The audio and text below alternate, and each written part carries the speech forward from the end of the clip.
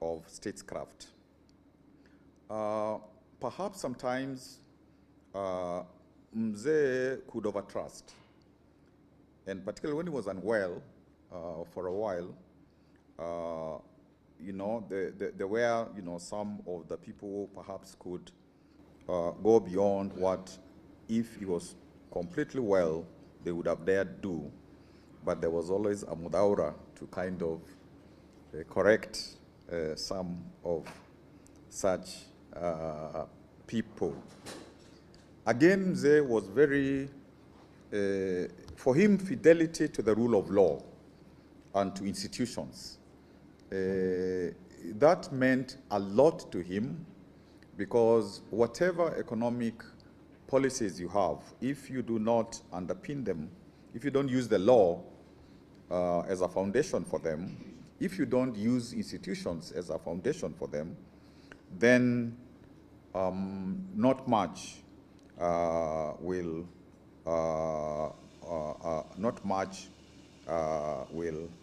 work.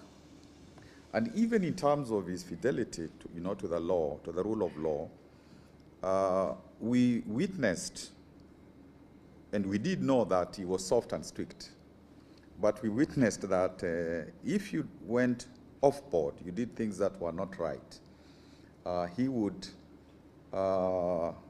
open the door for you or show you the door until you know, the law ran its course. And I think that was an important strategy for people knowing that you must serve with responsibility. I also noted that as we worked with him, that when there was any failure, he owned it. He did not throw his helpers under the bus. And I think even in the very difficult times of 2007-8, you know, one thought that that's a very important mark of a leader. So in this journey of working under him, I got the impression that from a very early time, or early in his career, he wanted to one day be Kenya's leader. From Makerere University, from the KANU executive days up to 2002. And so there was a lot of intention building capacity for that eventuality. When one takes charge and one knows what to do, one is not beating about the bush. So he led to serve. That was my summary of somebody who leads to serve and somebody who exemplifies genuine love for his country and people. Now, when he comes into office, 2003, the Independence Constitution is in tatters. It is an old shadow of itself through about 30 or so odd amendments. The economy, as a professor said, and as is common knowledge, was in ICU. It was ravaged. And I think like James Carville, who was Bill Clinton's strategist in the 1992 elections, MK, if I can use that short form for somebody we love, Mwai Kibaki, who tell the country in his words, it is the economy, stupid.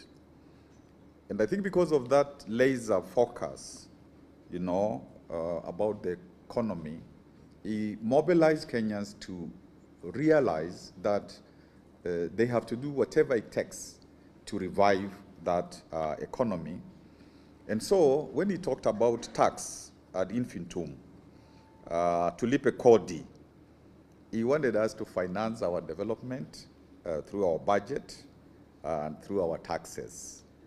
And of course, people wondered, didn't he have some juicy things to talk about? Just lipa kodi, lipa kodi, lipa kodi.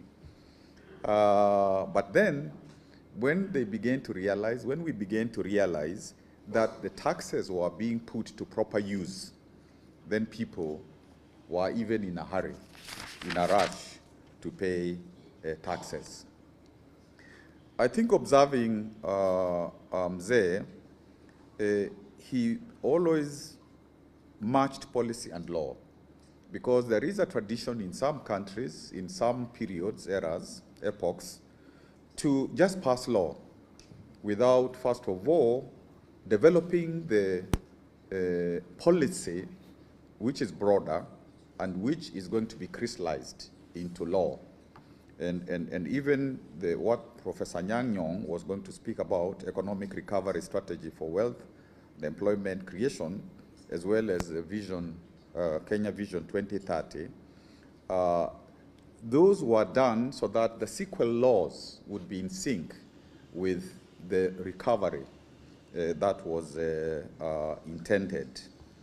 And so one can say, in terms of the constitution and supportive legislation, there are three phases, 2003 to 2010, when a lot of those laws and policies are to undo one-party excesses, also to be the basis of reviving the economy, to be laws about creating democratic institutions, even in advance of the passage of the Constitution, laws about advancing human rights, and creating institutions, processes of running a modern state. Like when, for example, you have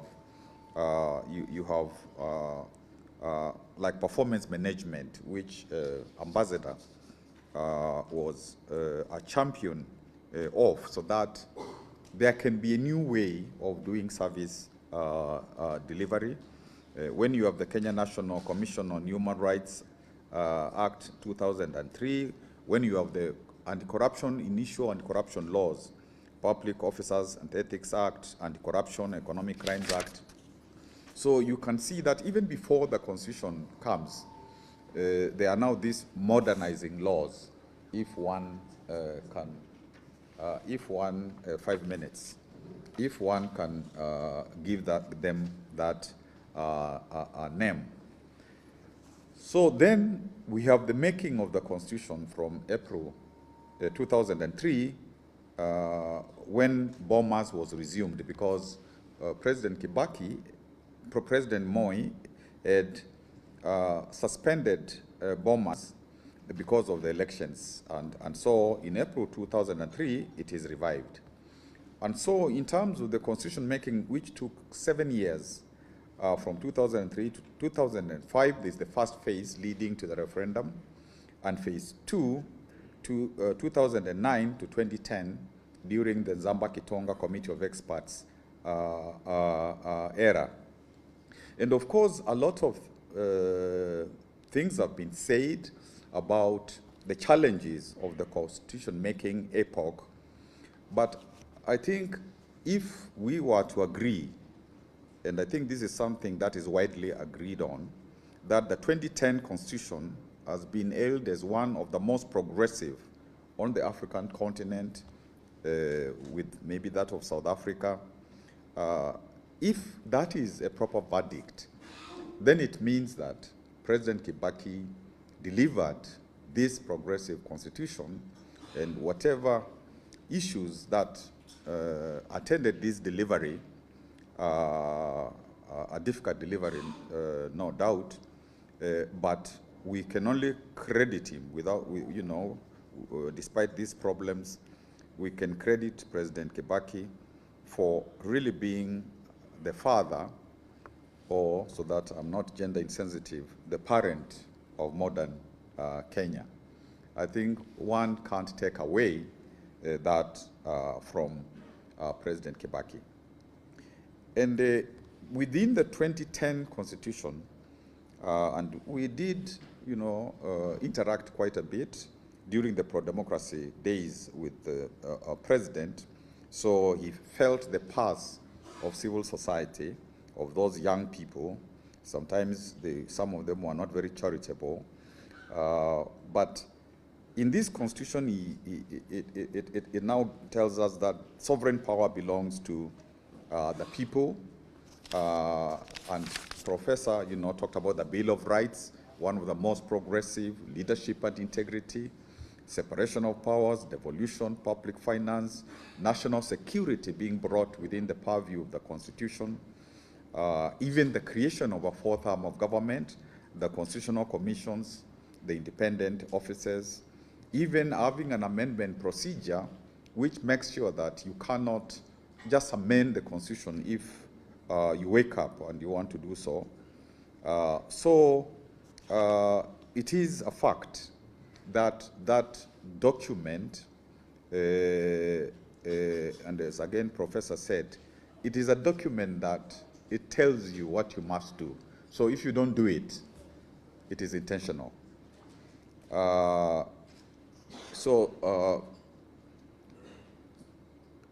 One of the aspects in the Constitution which really helped us tremendously was when in the 5th schedule, it is indicated, according to also Article 261, there are timelines to the passage of laws to give life to many parts of the Constitution.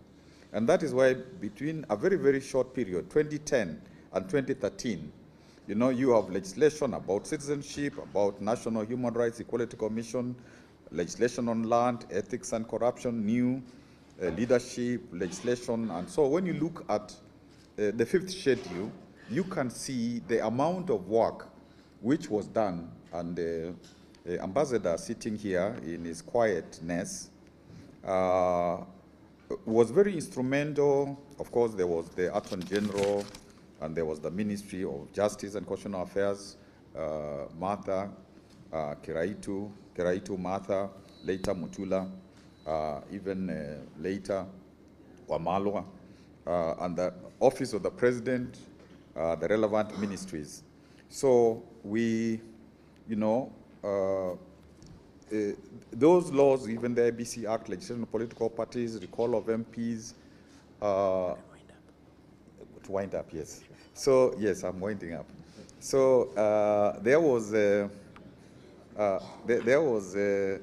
therefore that mechanism to make sure that the laws had to be passed. And there was a lot of work. And he very intentionally said, we not only must pass the laws that are 1 year, 18 months, whatever, he said even the ones for 5 years, prepare for them.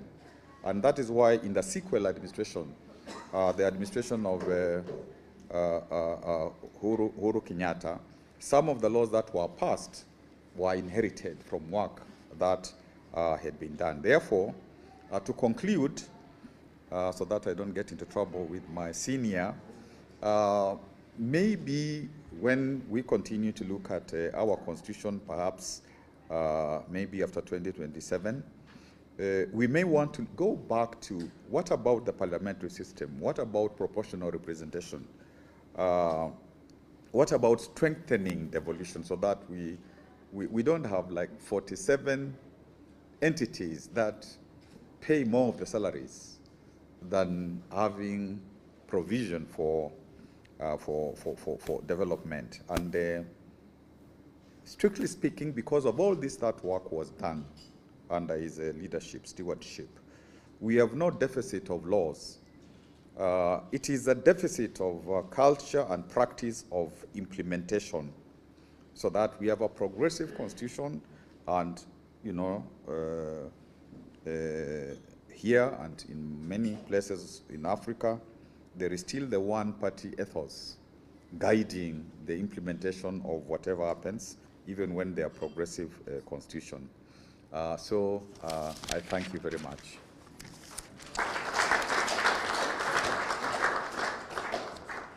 I'm very reluctant to tell Professor Kibwana to sit down because he is always extremely interesting and worth listening to. Professor Kibwana, your work in Makwiny County is now subject of study, and I know some foreigners and local Kenyan young scholars want to know what sort of development went into Makwiny and how you did it yourself. I would like to ask Professor Peter Kagwanja to come and tell us something about the Look East foreign policy under the Kibaki administration. Professor Kagwanja Actually, he's the youngest of all these scholars you see here, but that's why he's the most active. And he was a graduate student when I knew him at the University of Illinois at Urbana-Champaign in the US, before coming to work in South Africa, then eventually to come to work for the government here, including the party, the Democratic Party. So Professor Gwanja, and please don't exceed. Yeah, I'll keep time. You're a diplomat, I know you. Please. Excellency, Mheshimiwa Kalonzo Musyoka, our former Vice President, our former Deputy President, Mheshimiwa Rigathigachagua, my friend, former Minister, my in-law, I must say that, my brother-in-law, Eugene Wamalwa, our patron, former Minister Munyao, our chairman, our distinguished friend and mentor in many ways, Mheshimiwa Francis Muthaura, and others. I think I was to start with a statement that kind of prefaces the whole of this meeting, which is that Kenya is a resilient nation. We are a resilient people. We shall surely rise like that proverbial phoenix from the ashes and rise again. Because one of us, as President Mwai Kibaki did, will rise up, be a man of integrity, be a man of Solomonic wisdom, being a man of untold patience, and guide us through the thick and bring us to the right. That man will always rise in this country. For centuries to come, Kenya will go through difficulties, but somehow God will always bring another Kibaki to look after us. I think that's the message of hope we want to share today, so that we should not give up, we should not get angry. It is going to be the cycles of our lives.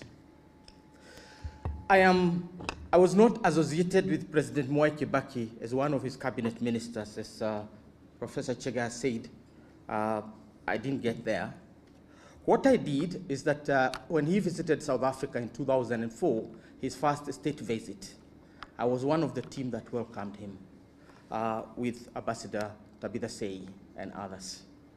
And we had a moment of talking. And somehow, when he came back, I was appointed to head the team that drafted Kenya's first ever foreign policy document, which now became our foreign policy accepted in 2014 by the cabinet, and which was revised this year.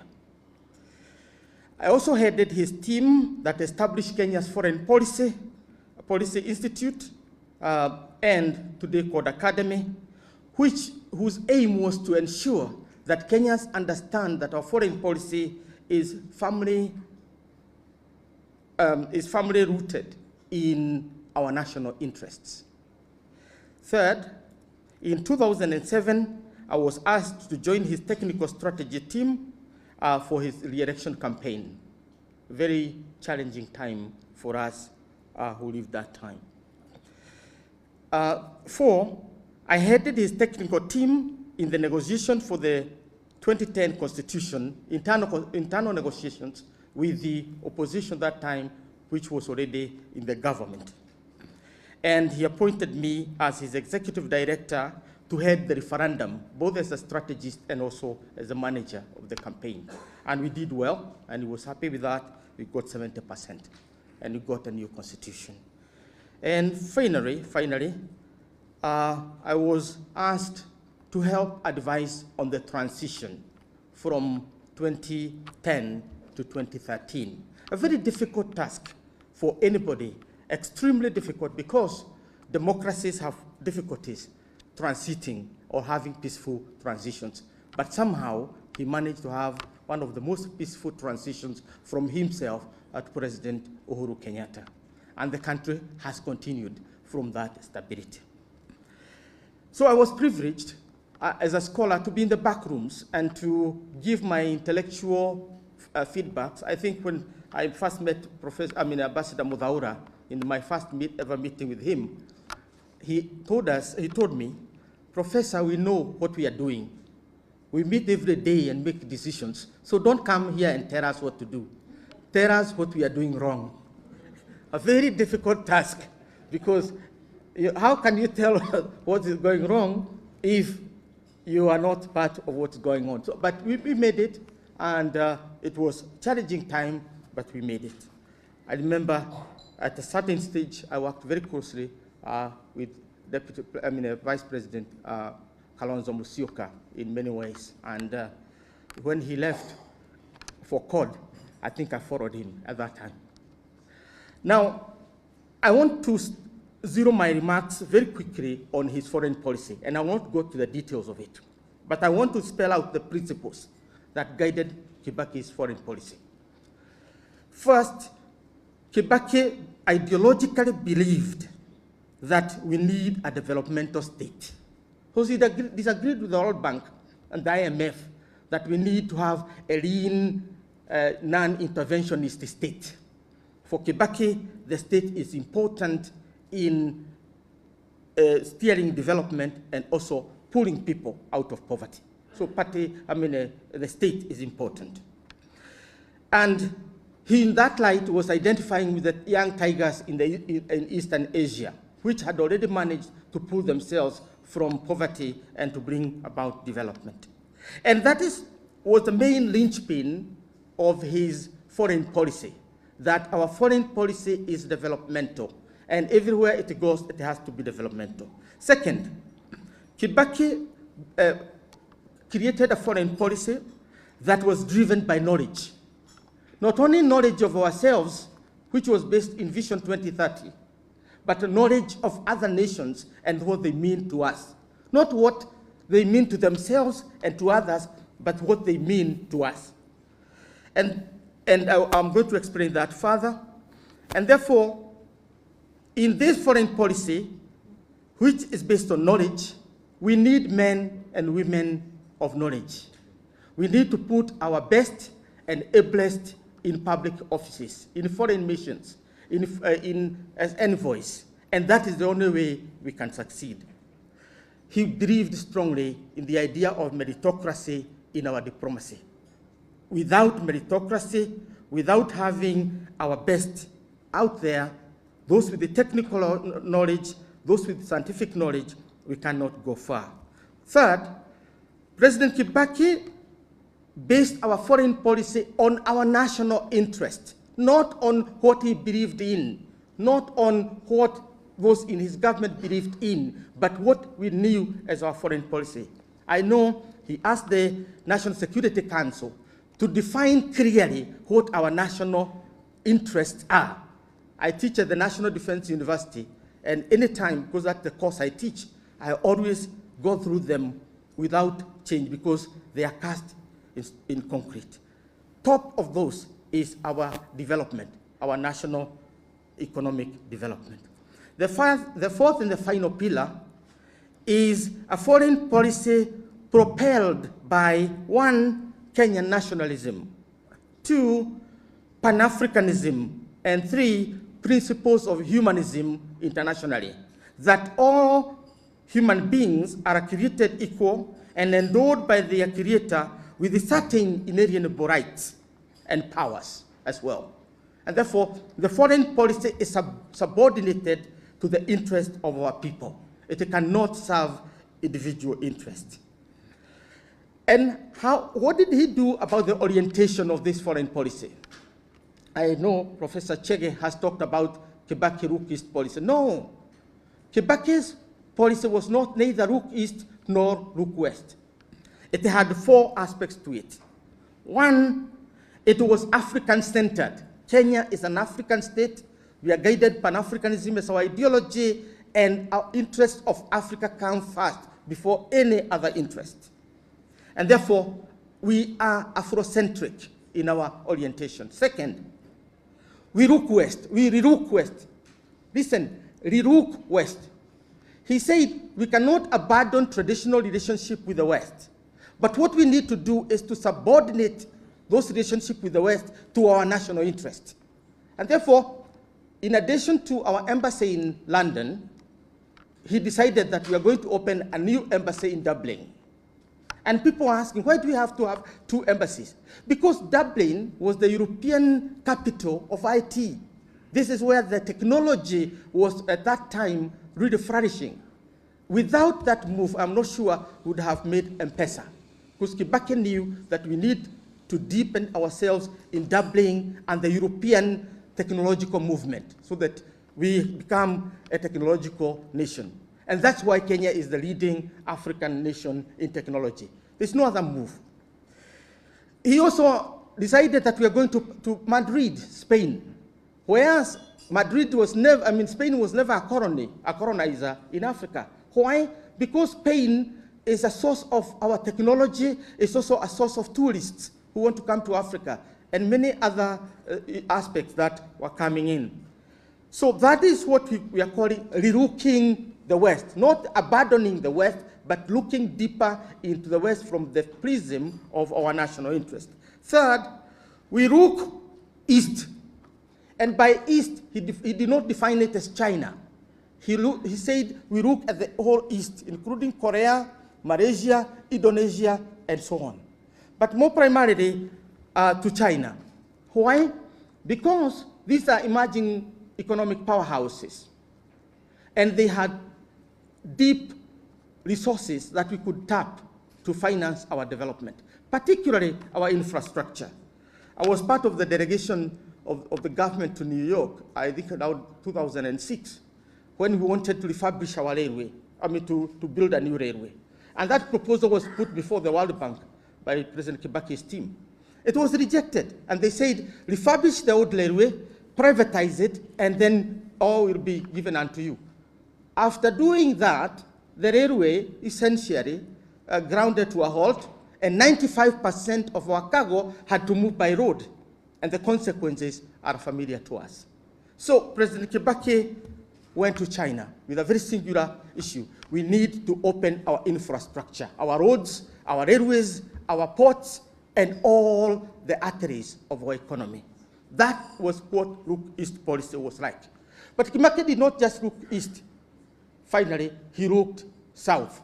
And looking south here meant that we went to Brazil, and there we got our airlines, the Embla and others. So we looked elsewhere. So those are the four orientations of Kibaki's legacy. And in conclusion, let me say this. In line with President Kibaki's legacy, in decades and centuries to come, Kenya will have its raw moments. But one of us will rise and will lift us from that rawness and bring us to greatness, bring us to prosperity, bring us to self-pride as a nation. Thank you. Thank you very much. Thank you very much, Professor Kagwanja. You kept within time. Honorable Nyaga, my kid brother, welcome. I would like to welcome a distinguished gentleman, President Kibaki's Minister for Trade and Industry, a distinguished career which began as my student, I must say, one of the most distinguished students I've ever taught. I think he taught me what I taught him. And in politics, and very dedicated man to the welfare of our country. And professionally, so competent. The world had to listen to him as Secretary General of the United Nations Conference on Trade and Development, first Kenyan, to my knowledge, to head a specialized agency of the United Nations and do it so competently as well. Moise.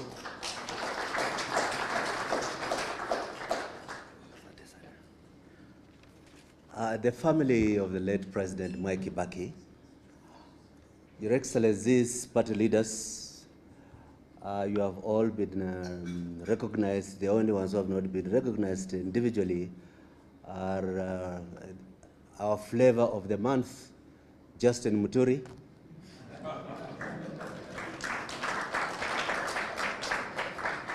my whip when I was a minister under Kibaki, Norman Nyaga, ladies and gentlemen, for purposes of turning this into a conversation involving all of you, I will keep within the time limit, but also say things that others have not said. Quite a bit of what I wanted to say has been said, particularly by Professor Kagwanja, aligning national, international, and domestic policy with identified national priorities. But if you may allow me, I want to reminisce, not in a way of remembering what Kibaki did, but in raising our collective challenge of the moment in the light of how Kibaki dealt with it. And for this, I think I start with a sound reading of the situation. I start with the earliest time I had intense interaction with the late president was around the year 2000, when we were trying to build a coalition of the opposition. And what he was exuding of as a leader was being so comfortable in your own standing that you don't try too hard to impose yourself as the leader. That through the period when we were bonding, it was very difficult. There were real spoilers, and Norman, you were present. You could hear Mwai Kibaki, Martin Shikuku go off about you Kikuyus and what you have done to us. And Matu Amai reply with how much we have the money and we have the people, will just remember and sympathize with you. But Kibaki had to rein in all these extremes and accommodate without overemphasizing his role as the leader. But to me, this also indicated an underlying strength that Kibaki had, and it ran through his leadership. He was clever enough to know that he was not adequate in everything. I never know clever people think they know everything. When you find such people, they're not clever. Yeah. And being adequately clever meant that he tried to identify talent that he could nurture, but he could also assign responsibilities to persons that he thought could perform. But to me, the most important evidence of his sense of clever enough to feel inadequate was the importance he placed on the creation of a National Economic and Social Council. I think one of the most important features that really set up the beacons for the Kibaki presidency was to say, if you are sailing without a rudder, you can end up where you came from instead of the right destination. And you cannot overstate the importance of the National Economic and Social Council and one of its products, Vision 2030, in aligning immediate political priorities with long-term identified national agenda that is depersonalized, that is not a Kibaki agenda, but an agenda for Kenya. Secondly, the humility of Kibaki surprised many of us when we were building the early phase of the government. Like many of you can remember, within the very first cabinet meeting I think we had, President Kibaki introduced to cabinet a proposal that we donate Cabernet Gardens to Daniel Arap Moi. At that time, some ministers were telling Kano people, you sit back, you didn't know how to rule, we show you how to rule, you are thieves. But here's a president who has been humiliated by Moi for years, saying, let us get out of the way a sense that you can be vindictive. Let us be larger than the conduct and behavior of those from whom we are taking power. Can we have the strength to say, we retire you with respect and donate to you a public asset you did not steal for all the years you were president?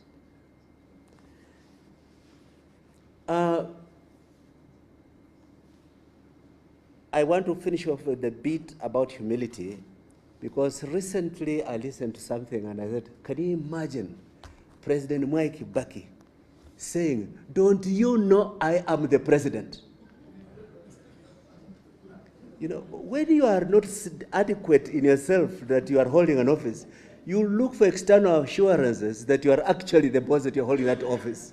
But Kibaki was too big for that kind of pettiness. And every time I hear anybody say, don't you know I am what? I miss Mwai Kibaki. Now, when Kibaki appointed me minister, there are 2-3 areas that were immediately challenging and important to us. With the Right Honorable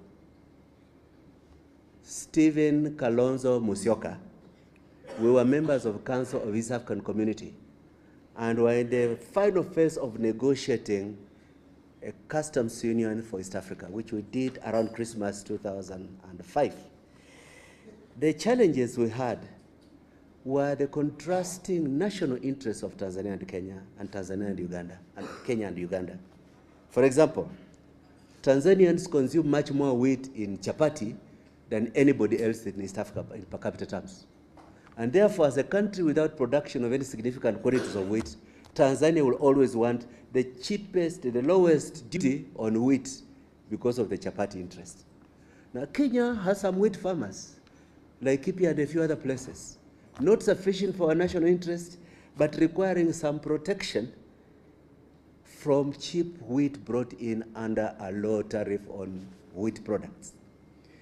And there we were, stuck in discussions with Tanzania, and we'll come back to Mwai Kibaki and he says, lazima tuonyeshe interest kwamba tunataka huu umoja wetu, it is important to us, but don't sacrifice Kenyan farmers for that umoja. Similarly, we had a challenge with Uganda. The state in Uganda was dominated by mercantilist capitalists, importers of low-cost merchandise from Eastern Asia, and trying to quickly turn a profit. But Kenya had a manufacturing base for some of the things Ugandan merchants were importing. So while Kenya wanted to protect capital goods and protect finished products which can be made in Kenya from being liberalized, Uganda wanted as low a tariff as possible on imports of goods which would be sold around. But you know, as we walked this tight road of keeping friends, but also defining what is in the national interest, Kibaki was giving us 2 directions. We must belong together and only make concessions if we can now create domestic policy to become competitive and defeat the threat that comes with those concessions. If we're liberalizing wheat, what shall we do not to kill the wheat production in Kenya? If we want to be friends with Uganda, how can we not sacrifice the people who are making some significant products that are otherwise being imported cheaply by the traders who want lower tariffs on those finished goods? I say this because aligning actual national production interest with treaty building was a feature of leadership that has disappeared in our politics. Today is like we put saliva on the finger and we check where the direction of the wind is. Today I want that to be my friend, whether it is Kosovo or it is the rapid deployment forces. You say, how does this align with the national interest? There was no such conversation. But there's also something that I want to say that has not been properly mentioned. Mwai Kibaki believed in cabinet government. The president had ideas of what he wanted done, but he was ready to modify or even suspend those ideas on the basis of discussion within the cabinet. I was impressed at how, in some of the areas he knew better than most of us, but he had the humility as a leader to give every person a chance. And then when we're coming towards the end, he says, is there anybody who's opposing that position? For those of us who have not been in another cabinet, we're outraged when we hear about persons who use cabinet as a rubber stamp of personal decisions, because it never worked under Kibaki. And that way it gave us a strength to prosecute what the president was declaring in public, because we owned it as part of collective government. I had the privilege to be part of a delegation of Mwai Kibaki on a state visit to Thailand.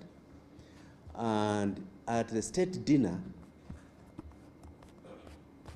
I asked the Prime Minister Thaksin Shinawatra, who had been one of the most successful leaders in the Eastern Asian financial crisis at the turn of the century, what he had done for Thailand to recover from the financial crisis so rapidly compared to others.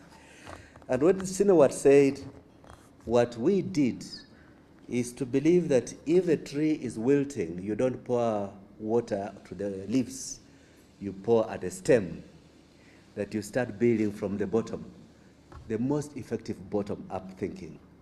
And it struck me so much as so similar to what Mwai Kibaki had done in Kenya. In the first few months of becoming president, he brought through cabinet an urgent resolution that we buy back KCC, the Kenya Creameries, which had been taken off by Mwai and his son and a few others. And we got it back, and it immediately had an impact on the resuscitation of the dairy industry in this country.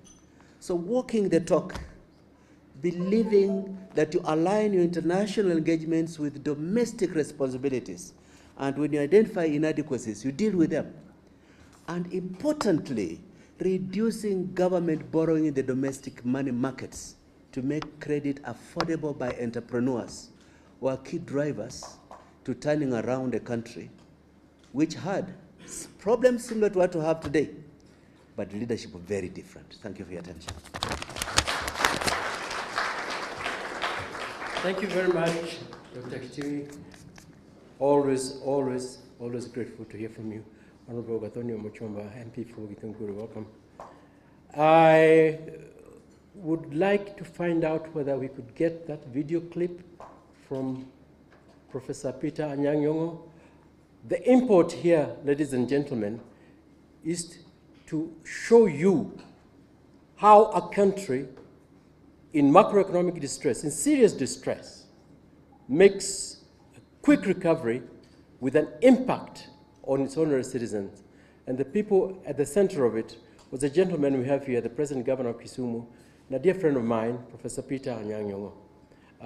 He did this video clip just for this purpose for us, because he was unable to be with us.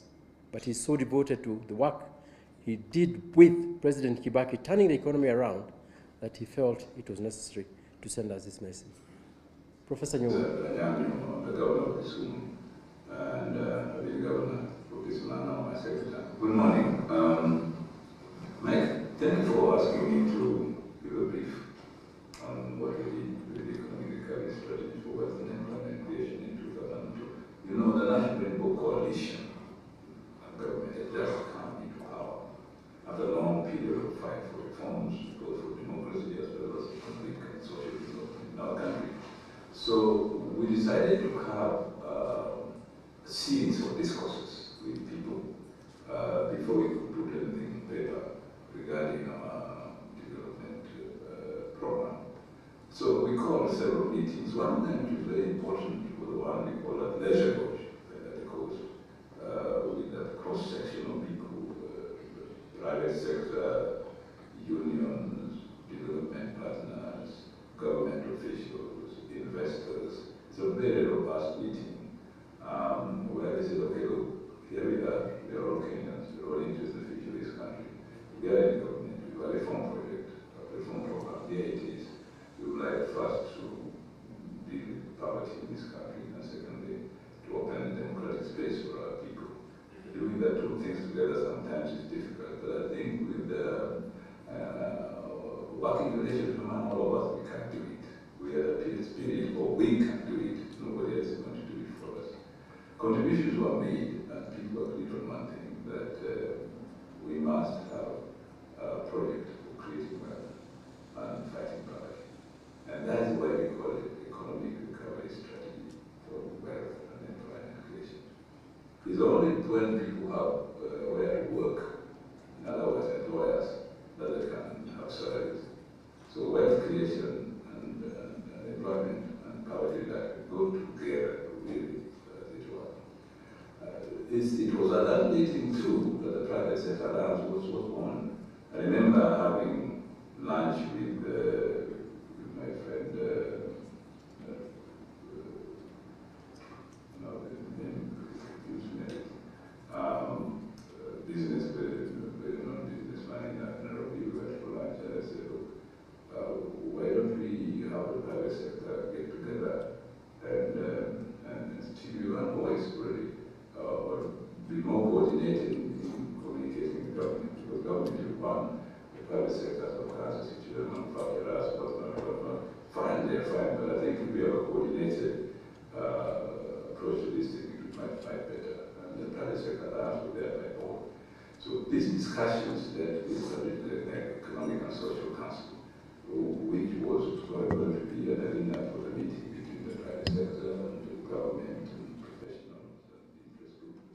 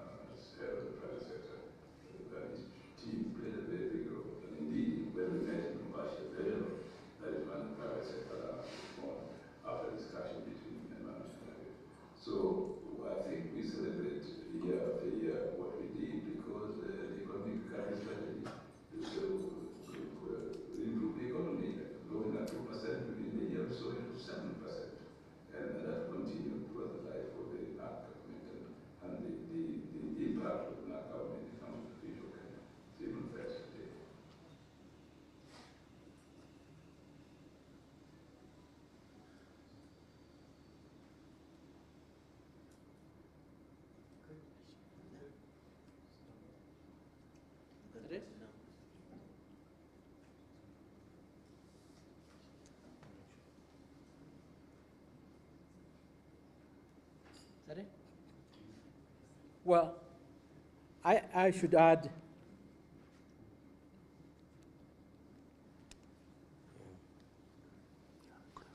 okay, now the role that was played by the private sector, the International Investors Conference that we had in Kenya in building up confidence in the country, raising net inflows of direct foreign investment, using aid well.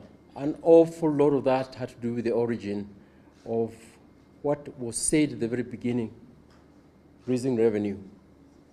President's very precise directions to raise domestic revenue.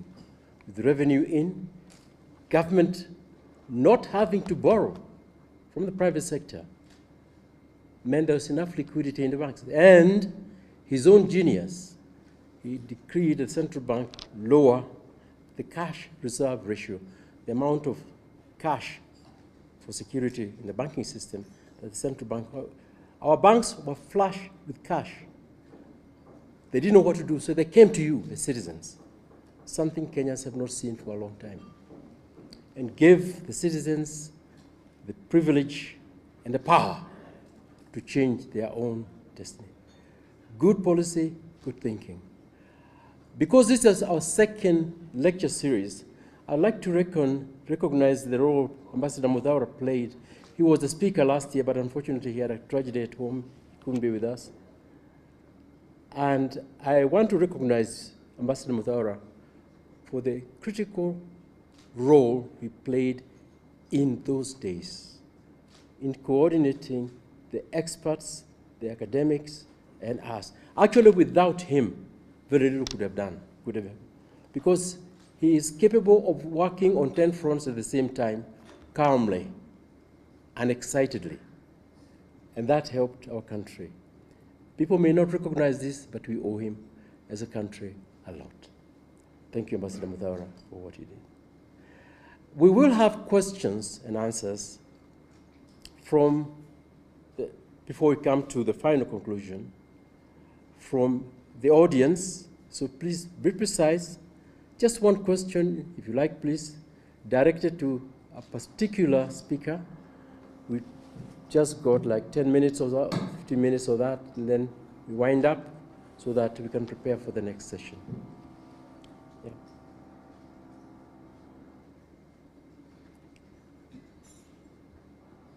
Professor Naitula, is he here? Is he here? We got a message, you wanted to ask a question, it's not here. Okay, fine. We'll try to limit the question three for every panelist. Yeah. So we can go. Yeah. If you just raise a question, raise your hand if you, and a comment. And if you say the government did well in the Kibaki years, that would be good too. Yes, and please tell us who you are, your institutional affiliation. Thank you very much. My name is Saroni Jesse. I'm a student leader and part of a member of Democratic Party. And I think I joined the Democratic Party because as a very young individual, because of the excitement that I saw among my elders of the promises that Kibaki was going to deliver. And when I got of age, I chose Democratic Party to join. I chose to join Democratic Party because of the belief that Kibaki had on the potential of our country. My question will go to Professor Kibwana, and it will be about the political challenges that we are facing as a country. If it were Kibaki, if Kibaki was the head of the country, what are some of the things that he would have done to be able to make every individual in Kenya to feel involved and to feel that to feel respected and to be able to calm the situation? Thank you very much. Okay. You can have 2 or 3, and then I'll give the panel. So please note. Professor Kibwana. Yes, up here.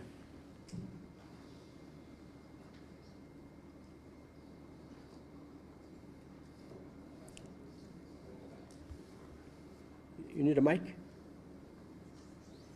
Yeah, here. Yeah. Thank you. My name is Honorable Masigapia, of Parliament, Kasarani constituency. My question is to Professor Kisa Doctor.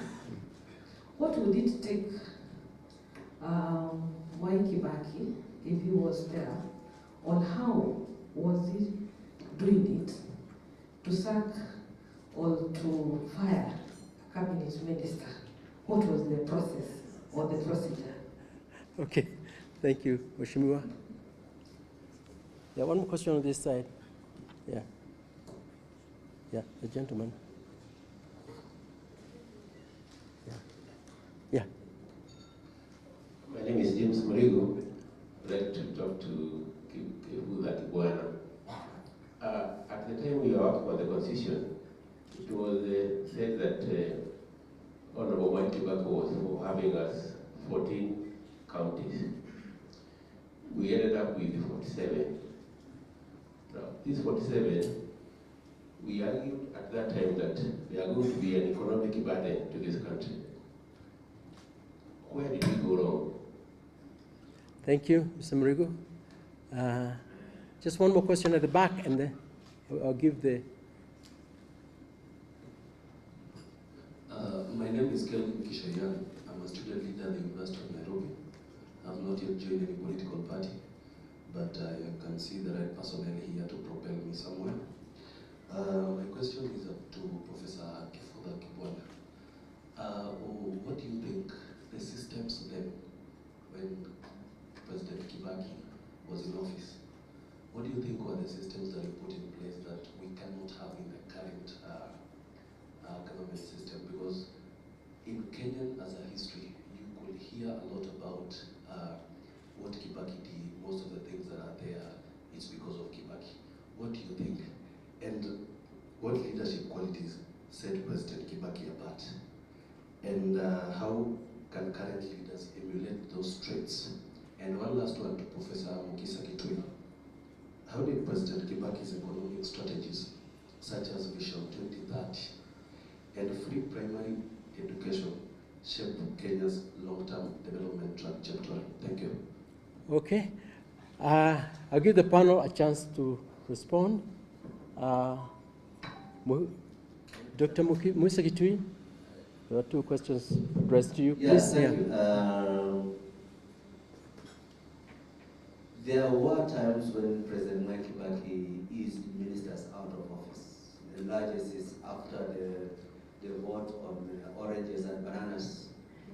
He basically disbanded cabinet and reconstituted it.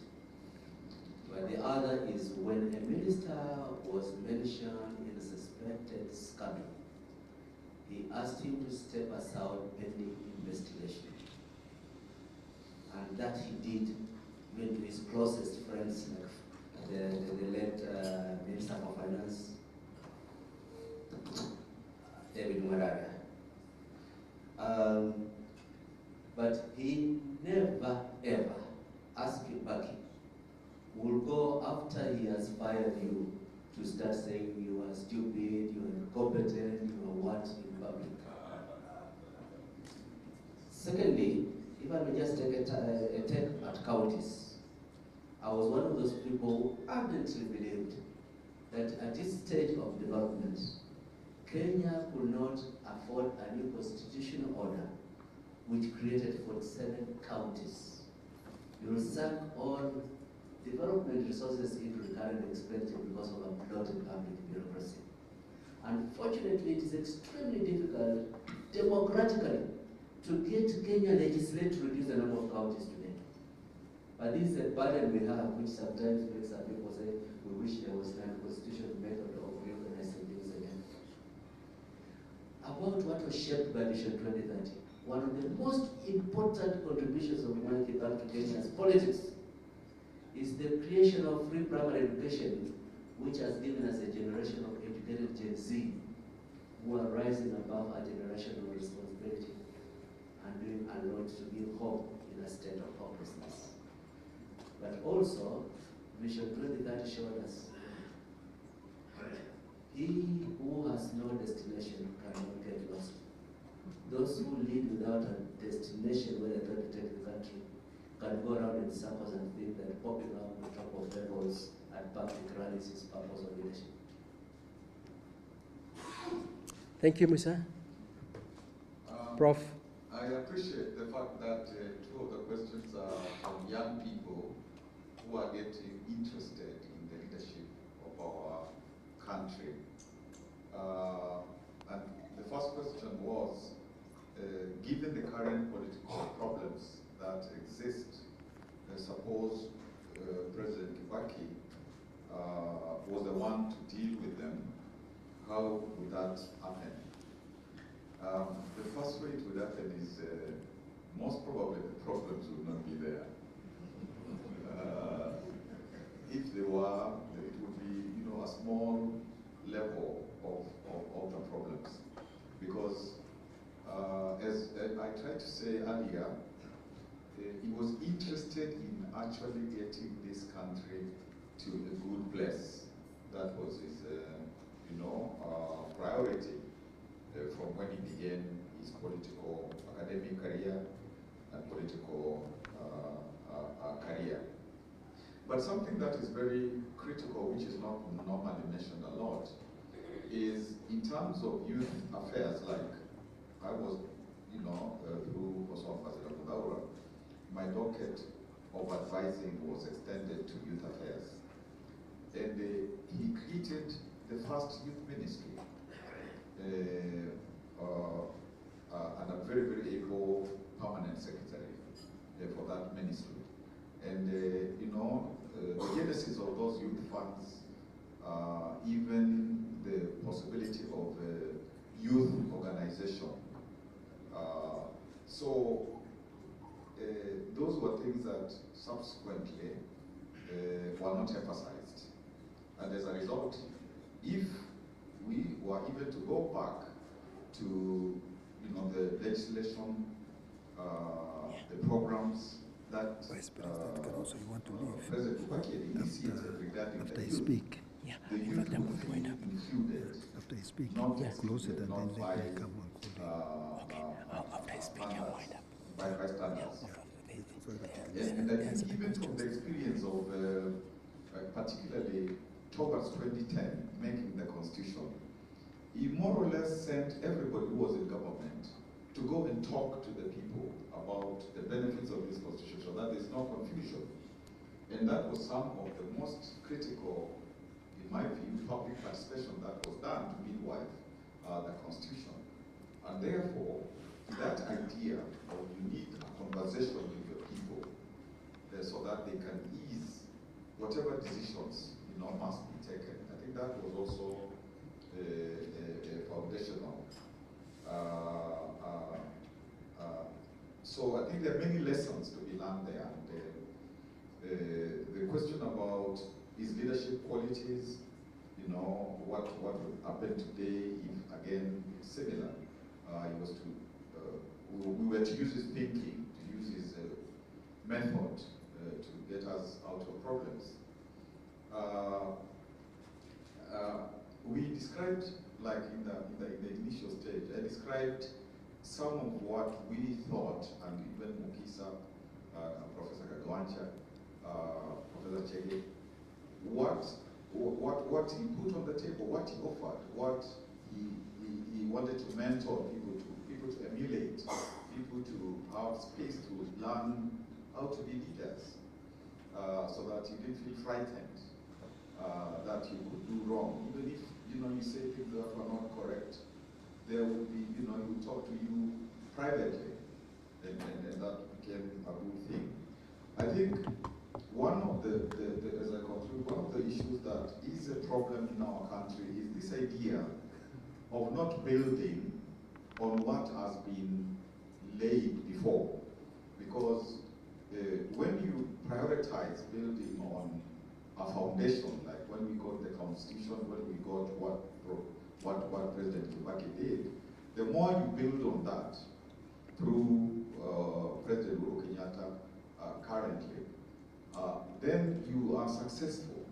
But if a time comes and maybe in recent times you decide that you want to start more or less afresh, and it's not clear how that afresh is, then the country does not benefit from firm foundations. And that is why I think when one looks at our country, although I will discuss with Professor Chege to tell us how we evaluate presidents, I think we can really say Kibaki stands shoulder of others, you know, and UK learned quite a bit from him, and Jomo Kenyatta, the earlier one, it was difficult to start, and then of course Mwai, and in that kind of, not ranking, in that kind of thinking, I cannot include the current president because he's still serving. Thank you. Yeah. Briefly, Prof. No, I'll be brief, and I'll go to the issue of the counties. I think it is important for Kenyans to know that the counties that have emerged are a compromise of decades of divisions amongst ourselves.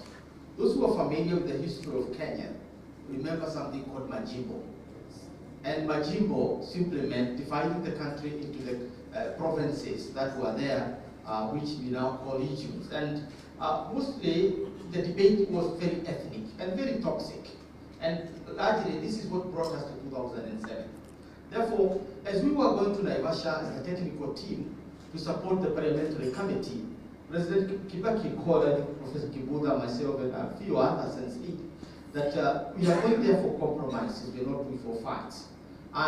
But something must be put on the line. That one, we cannot afford the 3 tiers of government, because that's what the proposals were about. We can only afford the 2 tiers, 2 levels of government. And if we have 2 levels of government, then we also need to have 2 chambers, or 2 chambers of parliament, the upper house and the lower house, whatever you call it. But he also said that whether we adopt these counties or whatever, we need one center of accountability. Whether you call him Prime Minister, you call him President, we want one center of accountability. And we are coming from a very distinct history where we knew that we were having conflict in the power sharing government. There are a lot of confusion in terms of mandates and pecking order. So proposals came, and I remember some said 28 regions, others said, but Nakuru and Laikipia were big issues. And finally, we decided to agree on what the British had left behind, which were the districts. We turned them into counties, and then we recognized Nairobi. That was the most innovative part. Nairobi is a county, and recognized Sabatia, Sabatia and Makwiny, and a few others that had been upgraded, I think, by 1974 as additional counties, 1992 as counties. So Makwiny, Mwenge would have wanted to be a county by itself because it's large enough and could have been one. But in Meru, Tharaka-Nithi had been. So the point is, understand the counties were a product of very bitter and contested history. And with their coming, they did something to us.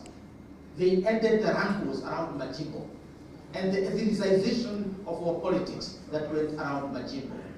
But in terms of development, the counties were not supposed to be receiving money. So there is a problem that's going on along here. They were supposed to be the one taking money upwards because they have the resources. They have the land, they have the house and everything. So they were to be the basis of our economic development.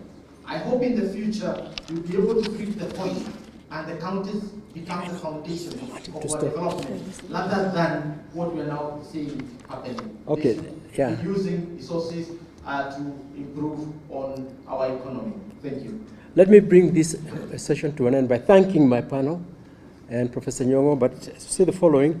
As far as leadership is concerned, and this is winding up, ladies and gentlemen, leadership is very important, but also equally important the ideas and the intellectual depth that comes with those ideas. The world could do with a Mwai Kibaki. Kenya could do with a Mwai Kibaki. Last night, for the first time, we got the news that US Treasury bills are being dislodged into the market at a discount for the first time ever in the last 80 years. US 10-year Treasury bills had a yield of 4.9% 2 days ago and going up. It's come down somewhere, and this is the reason why Trump backed up a little bit on these tariffs. This affects us, ladies and gentlemen. We are borrowers in the international money market, and that route is now forever closed for us. What do we do?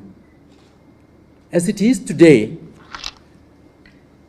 both the United States and Russia can decide, regardless of international law, that Russia is entitled to Crimea, which was occupied in 2014, perhaps half, perhaps all of Ukraine, and who knows what else. And that one country is talking about taking over Greenland. It's not a joke. And Canada is a 51st state, and they have the power to do it.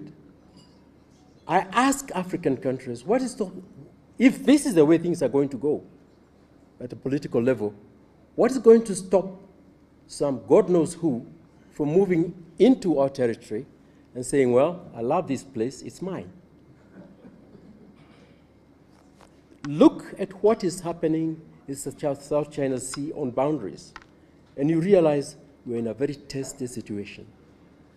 I miss the logic and advice of Mwai Kibaki in moments like this.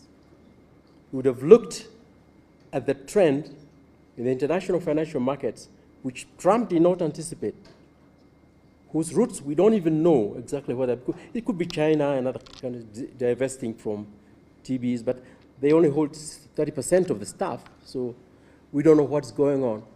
But to look at these difficult issues with sincere depth and honesty, and it is not going to be easy in the system in which we have now.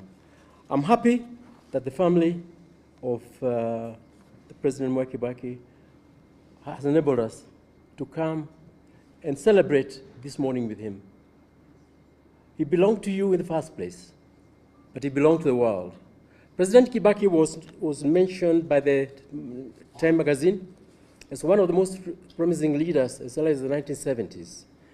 In the 1980s, when he was in difficulties here politically, and we know now from the archives, McNamara, who was president of the World Bank, former defense secretary, asked him to come over to Washington and be a vice president of the World Bank. He said no.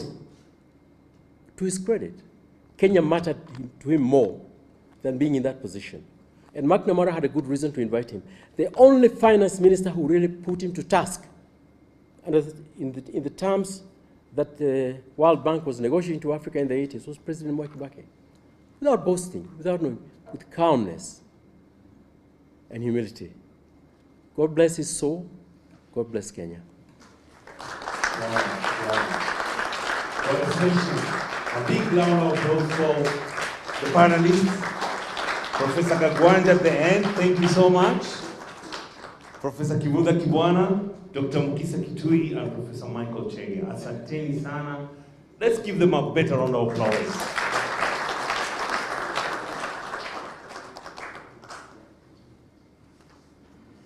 Asanteni sana. Now we move to the third session for this program today. And first I want to recognize, thank you, the panelists. I think you're recognizing our guests as they walk in, and that made my work a little bit easier. But just to repeat, we recognize the presence of Honorable Justice Muturi, Honorable Norman Nyaga, Honorable Jane Kihara. Tafadhali tuwapigie makofi. Honorable Gathoni wa Moshomba, Ambassador Ephraim Ngari, Dr. S.K.R. Ndegwa, Mr. Kivuga Kareithi, Mr. James Mweregu, Mr. Shah, a big supporter of DP, Mr. James Kamonye. We have John Ngumi, family of Monene Cairo, Mr. Madenge Wanderi. We have Honorable Ketu Uhuru. I come from Laikipia, so I have to. We also recognize the presence of University of Nairobi students here and the student leaders, Mangu High School students, and all of you, of course, present today. Makofi jamani. It's 17 minutes past noon, and we want to stick to our program. And I'm kindly requesting Dr. Jacob Haji to come and lead us in the next session. And here, Jacob, I think, will do justice as we celebrate a consequential leader, an intellect, an incredible expertise in finance, and that is the legacy we're celebrating today. Thank you, Juma. Thank you. Ladies and gentlemen, our program will change a little bit because our vice president, the person who works with our Mzee, a second command that time, he want to leave us, and I want to give him this opportunity to come and to talk to us, and then since he has worked with him for that 5 years, and let us give him a round of applause and say hi to us. Thank you so much. Thank you so much. Well, the family of late President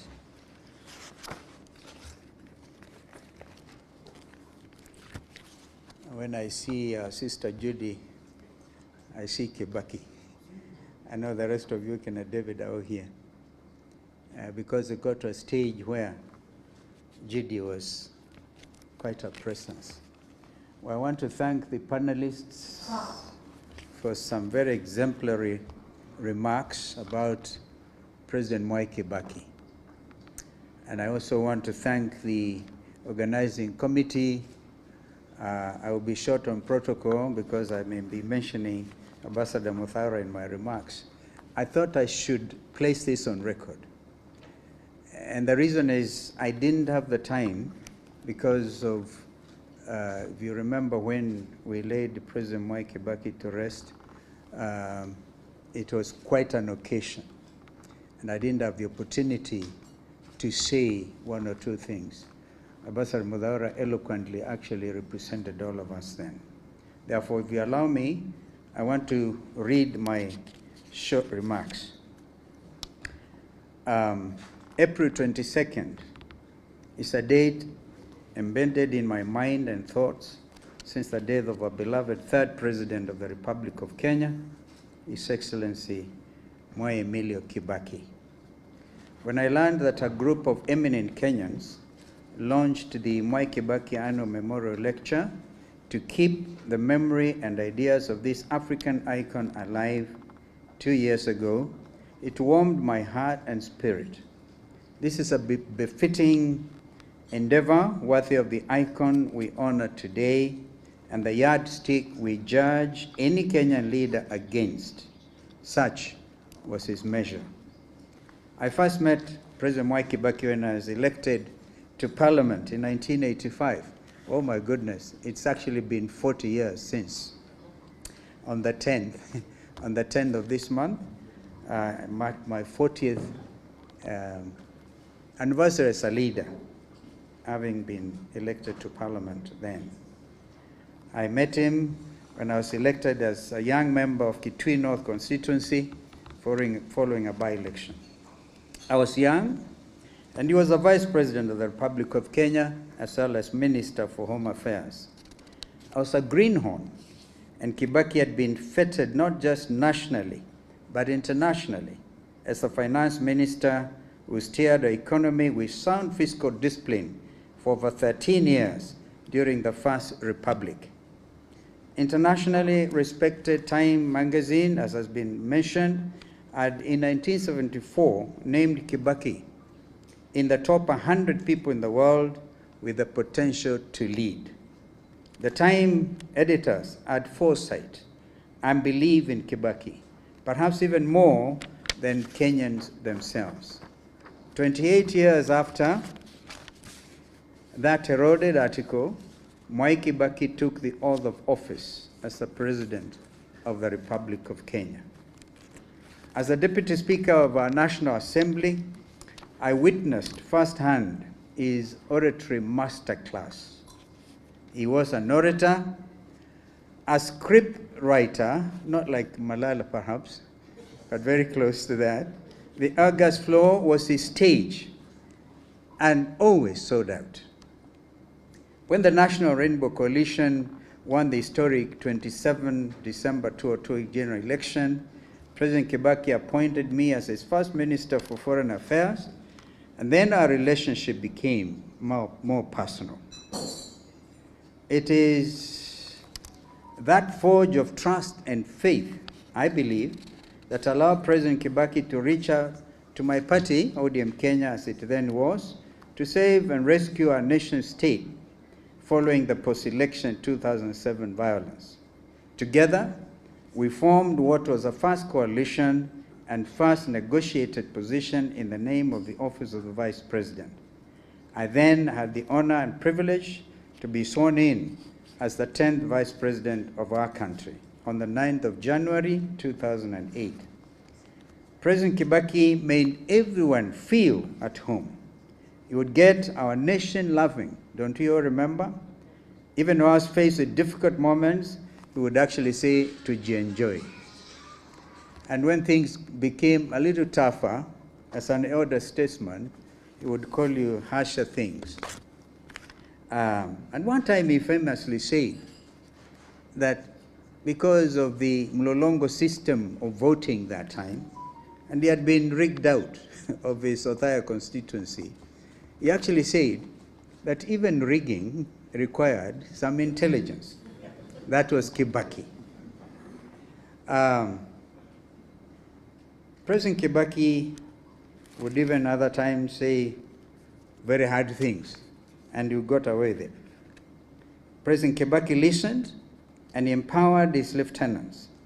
He was not a micromanager. He reduced taxation across the board and did away with unnecessary and prohibitive laws.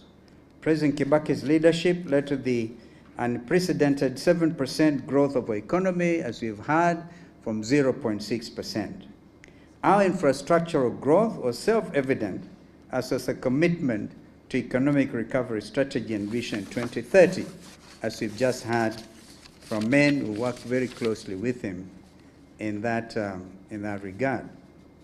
President Kibaki was an iconic father figure, a selfless, beloved, and brilliant leader, and his legacy will live on through countless generations. It was my greatest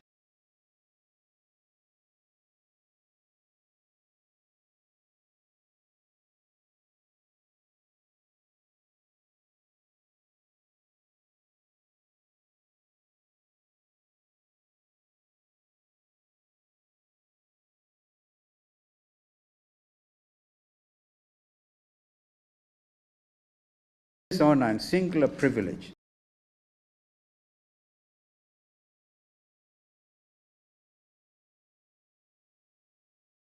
remarkably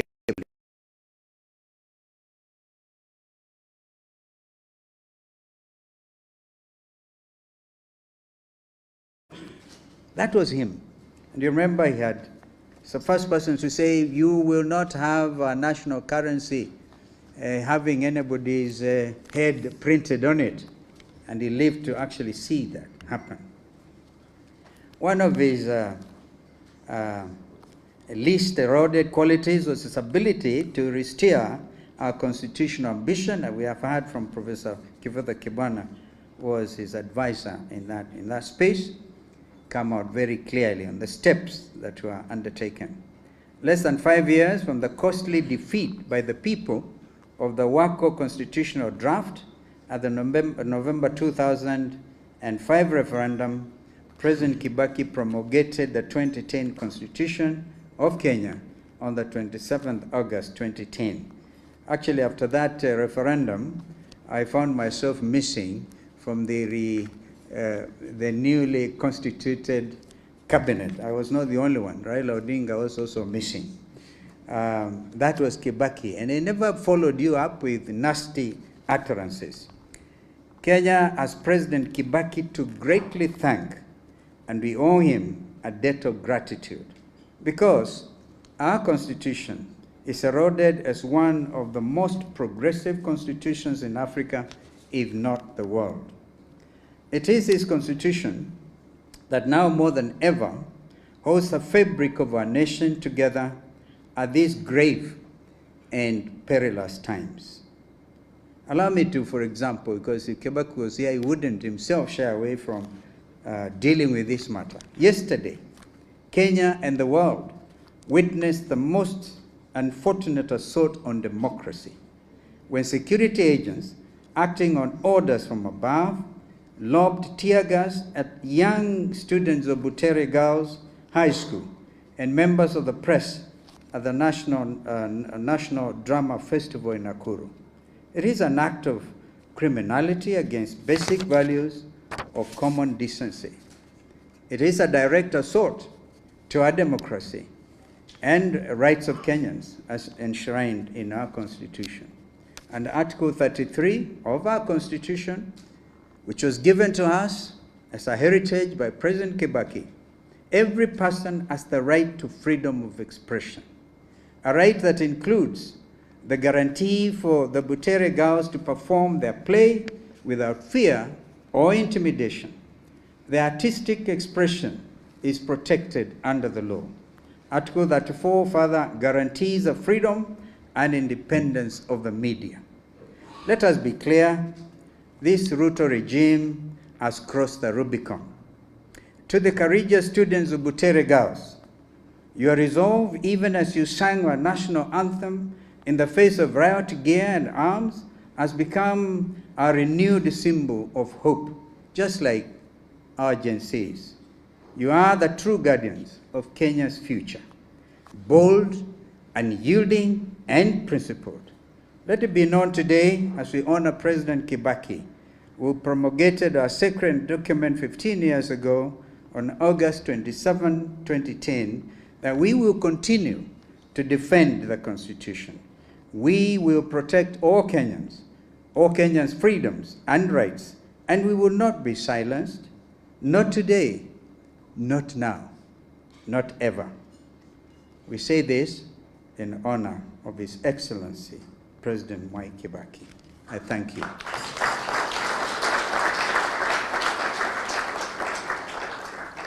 Thank you very much, Your Excellency. I think you clap for him again. Thank you so much. Now, ladies and gentlemen, now let me go back to our now officially program.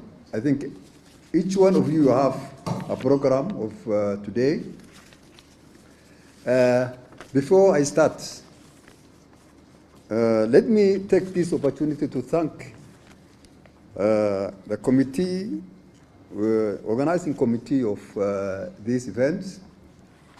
That is in your paper, the back, your left side. There's a committee members' names there. There's Professor Bita Kagwanja, Professor Michael Chege, Professor Kivuda Kibwana, Dr. Mohisa Kitui, and myself, the Madam Judy, who is with us here, and also Ambassador Joka, I hope you are around. Abdul Latif, who is our MC of today, and our Secretariat. Let me sincerely thank this committee. We have started meeting and organizing these events of today from January up to today, up to yesterday. I think that's the end of the yesterday, so that today you can have these events.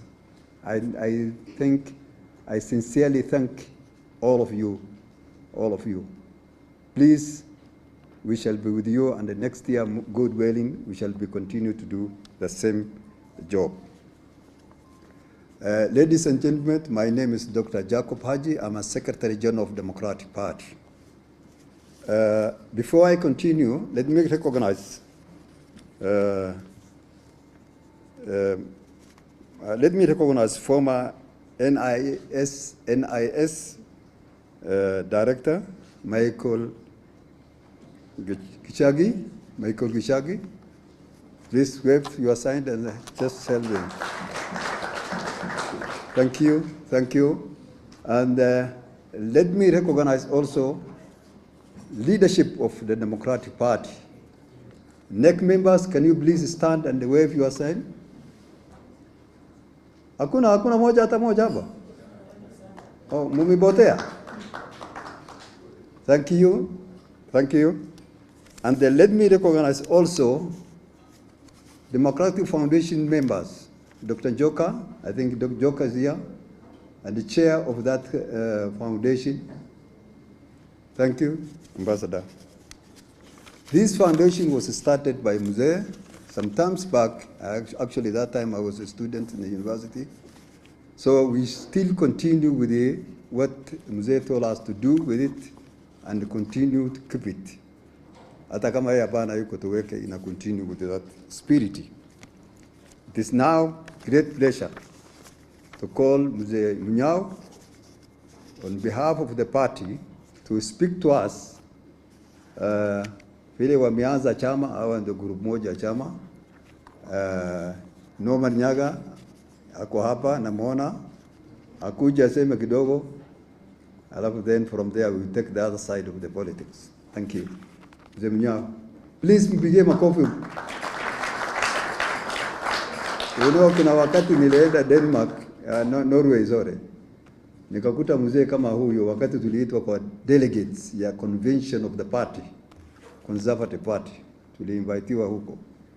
Nikaona wazee ambao wanabeba na wheelbarrow, not wheelbarrow, what do you call it, the wheelchair. 9 of them wanakuja kukaa hapa wakitazama what they have done and celebrating their parties. So sasa sisi tuko na sambo kama hiyo moja hapa na mwingine nafikiri zungu ndio atatujoin. Karibu Mzee Munyao. Mpige makofi tafadhali nikukaribishe.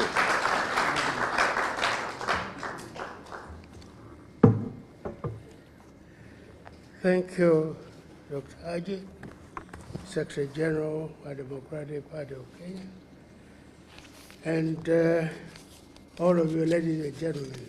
Hamujambo. The day is good, the year is good, we should go here.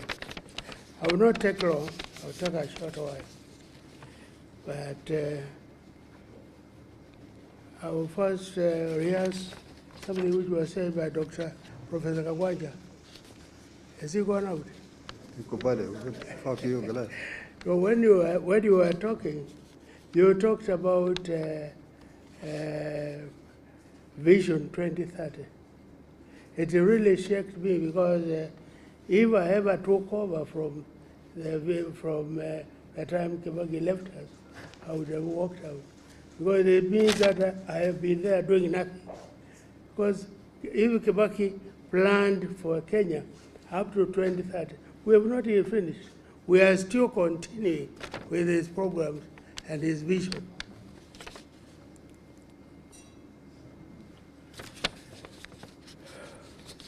Honorable guests, fellow citizens, ladies and gentlemen, good afternoon again. It is an honor to stand before you today as we commemorate the second Mwai Kibaki Memorial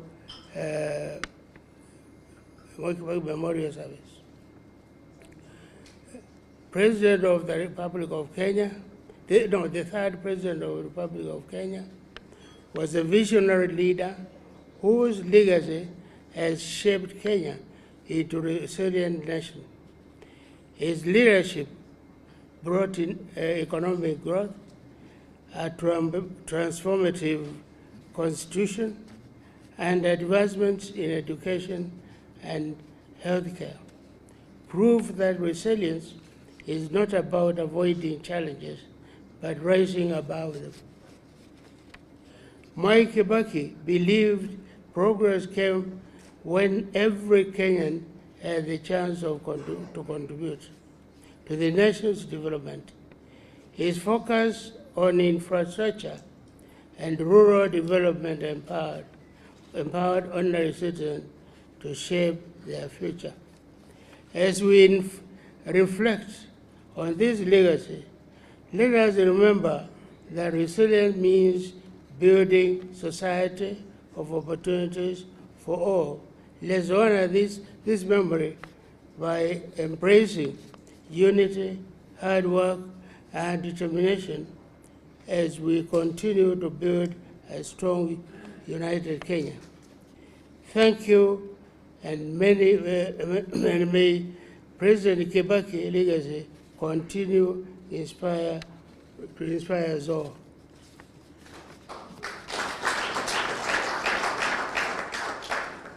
DP, for those who found it, was formed way back.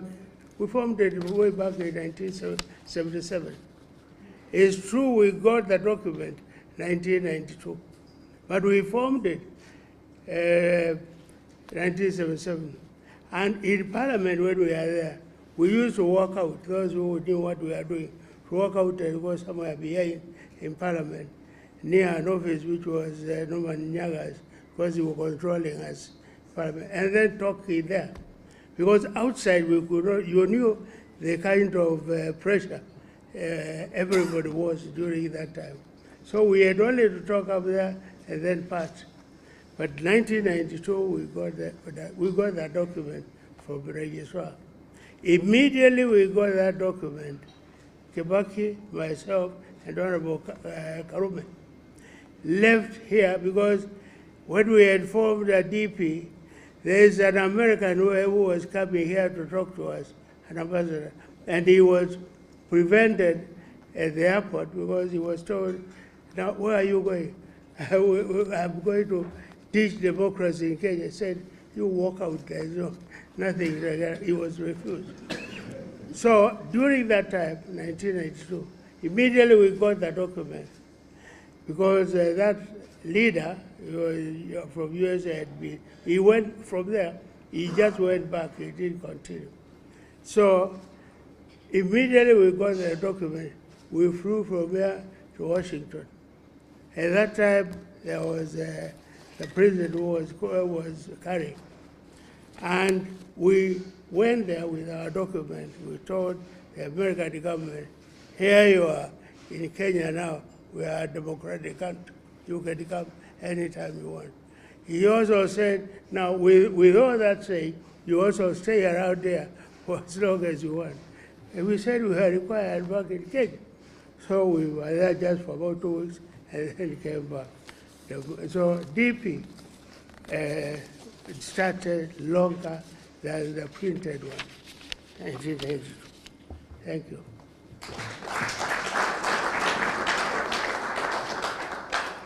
Asante sana. Tafadhali nimkumbushe makofi kidogo. Asante sana mzee Mnyang. Now, let me take this opportunity to now invite family to speak. Judy, I think we are going to speak on behalf of the family. Please come and speak to us. We have started this program with the family and the party. Karibu, Judy. Thank you. My coffee, please.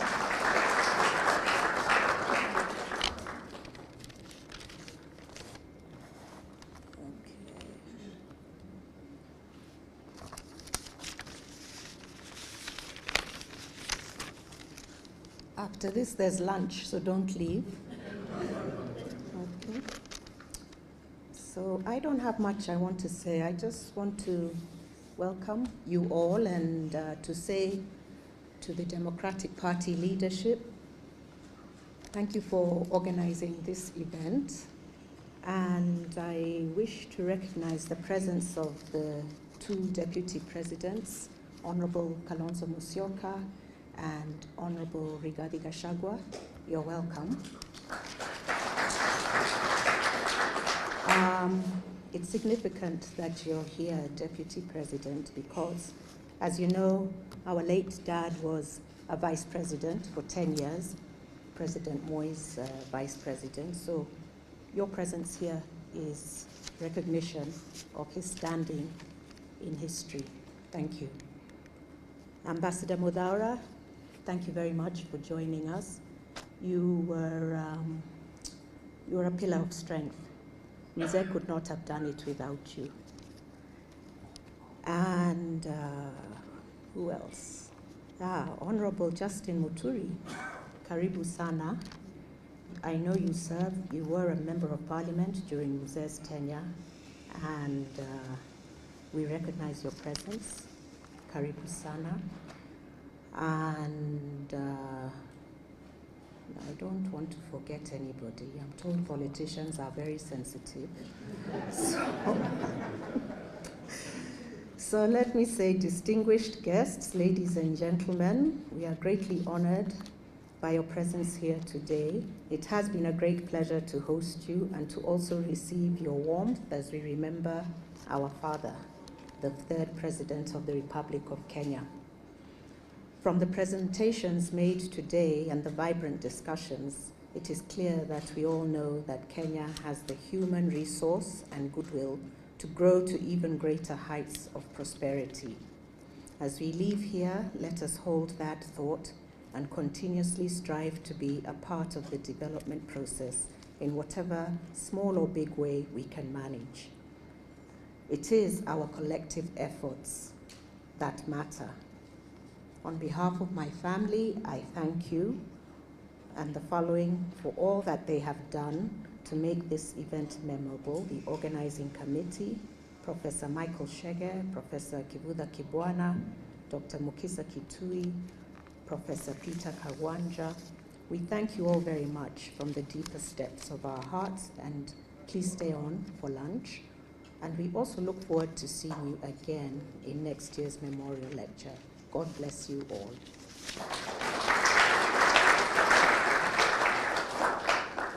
Thank you, Judy. On behalf of the family, we thank you so sincerely, because we have been in that committee with you for all those 3 months organizing this committee. Somebody asked me the other day, why the Democratic Party do these things last year and this year? I look at him, nikanyamaza. Akasema, Kibaki alikuwa na kitu naitwa BNU na NAC. Akasema, nikamuuliza yeye, wewe ulikuwa na bibi ngapi? Yule mtu akanyamaza.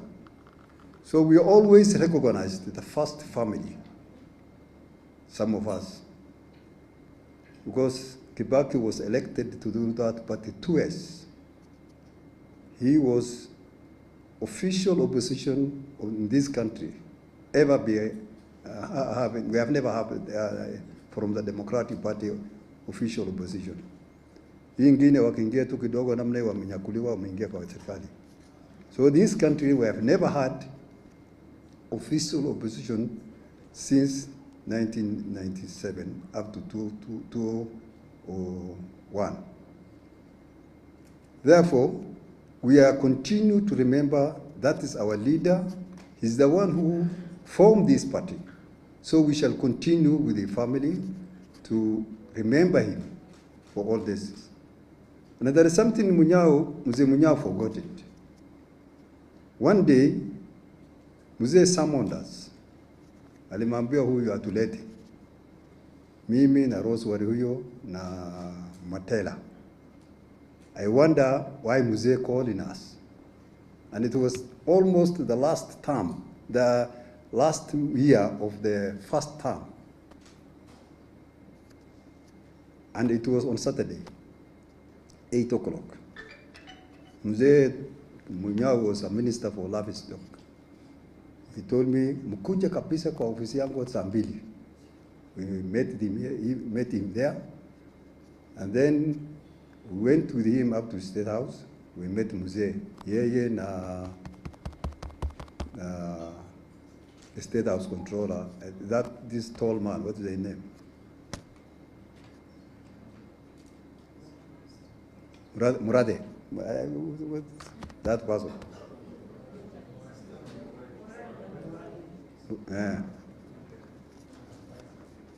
Then haya, munaendelea namna gani na chama?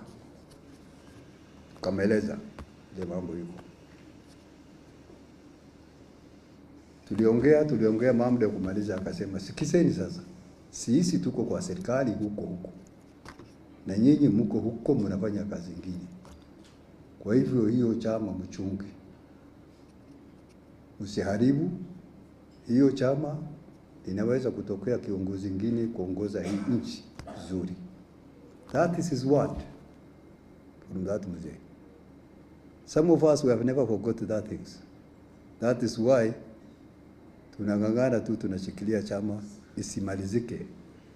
At least when some of us were around and we know that words, what we have been told that mzee, we say hiyo kitu isishe.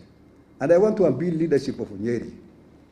I think most of you senior people, politicians, mko hapa. Please, I plead to you. That constituency of Odaya, na hata ikiwezekana 2 MCAs, iwe ichaguliwe na mtu kutoka Democratic Party, so that continues. So that continues of remembering that mzee. Even if some of us were not there, we shall continue to be there. Sasa kama mahali yeye umetoka mwenyewe, nyinyi mnaweka watu wengine, chama si inakuwa namna gani? Nani atakumbuka hii mzee jamani? Tafadhalini, I plead to you, mwangalie huko. Now, mimi namaliza. I want to call a son of Nyeri from that Nyeri, a senior person, to take over now from here to introduce this team which is come with. Also, atuambie njia gani tutaelekea na mambo gani inaendelea. The people's deputy president, Rigathigachagua. Please, makofi. Tupatie kofi.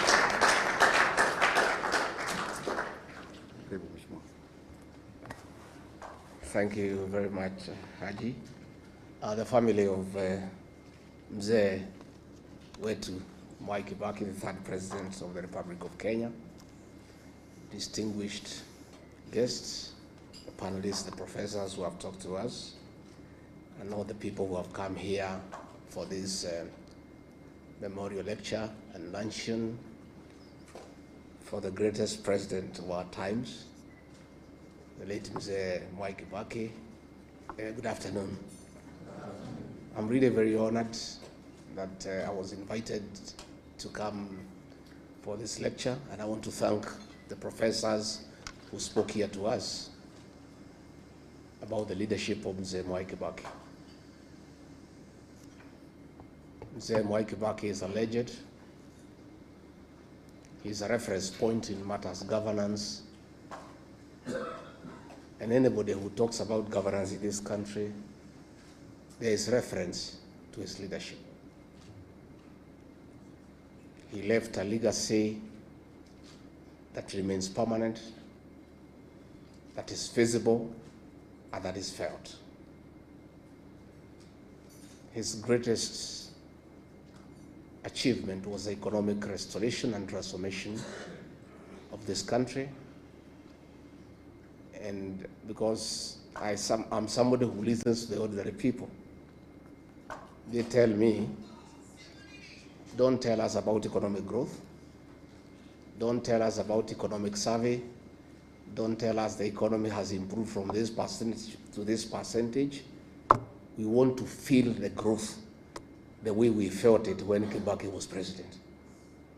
Because there was money in circulation, there was infrastructural development that is feasible, and people say they don't want to be told theories.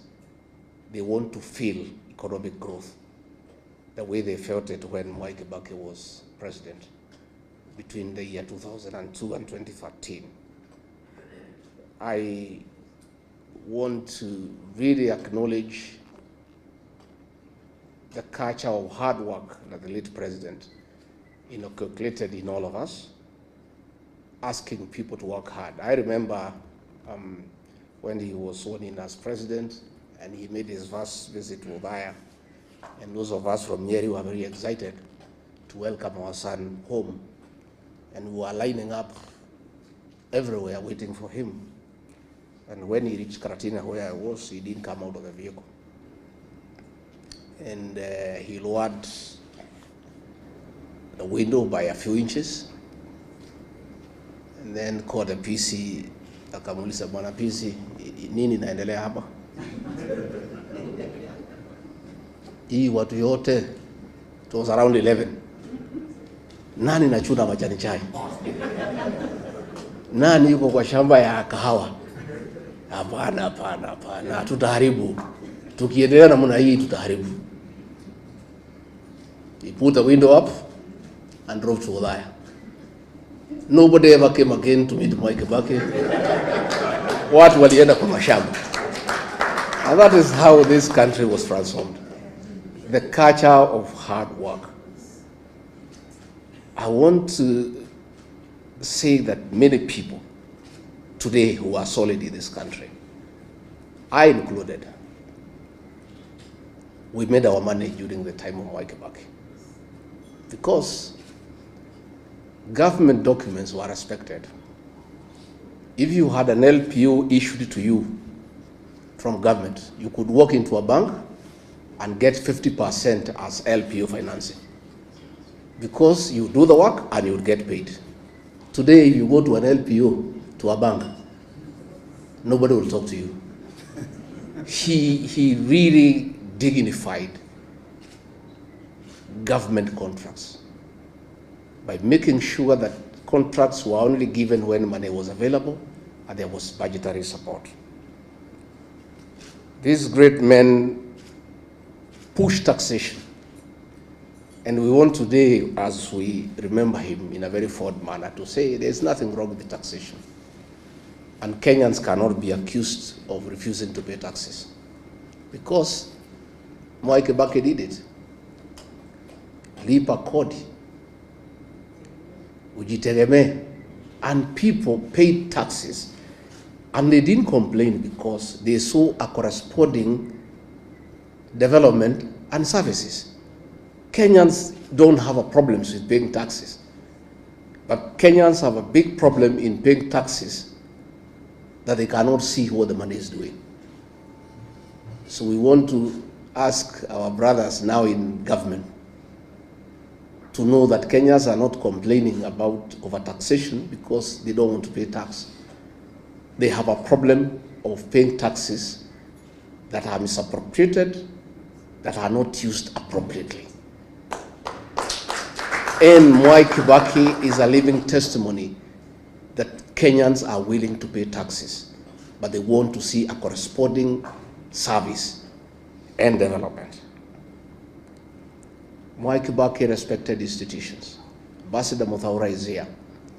And Ambassador, we want to salute you. Mwai Kibaki would not have succeeded without the support of the bureaucracy that you led. But he also allowed you to work, because we know he allowed people to work. Because if you have a supporting system that supports you, it can only be effective to support you if you allow them to work. Mwai Kibaki respected institutions, and going forward, that must be the way for this country so that institutions can work.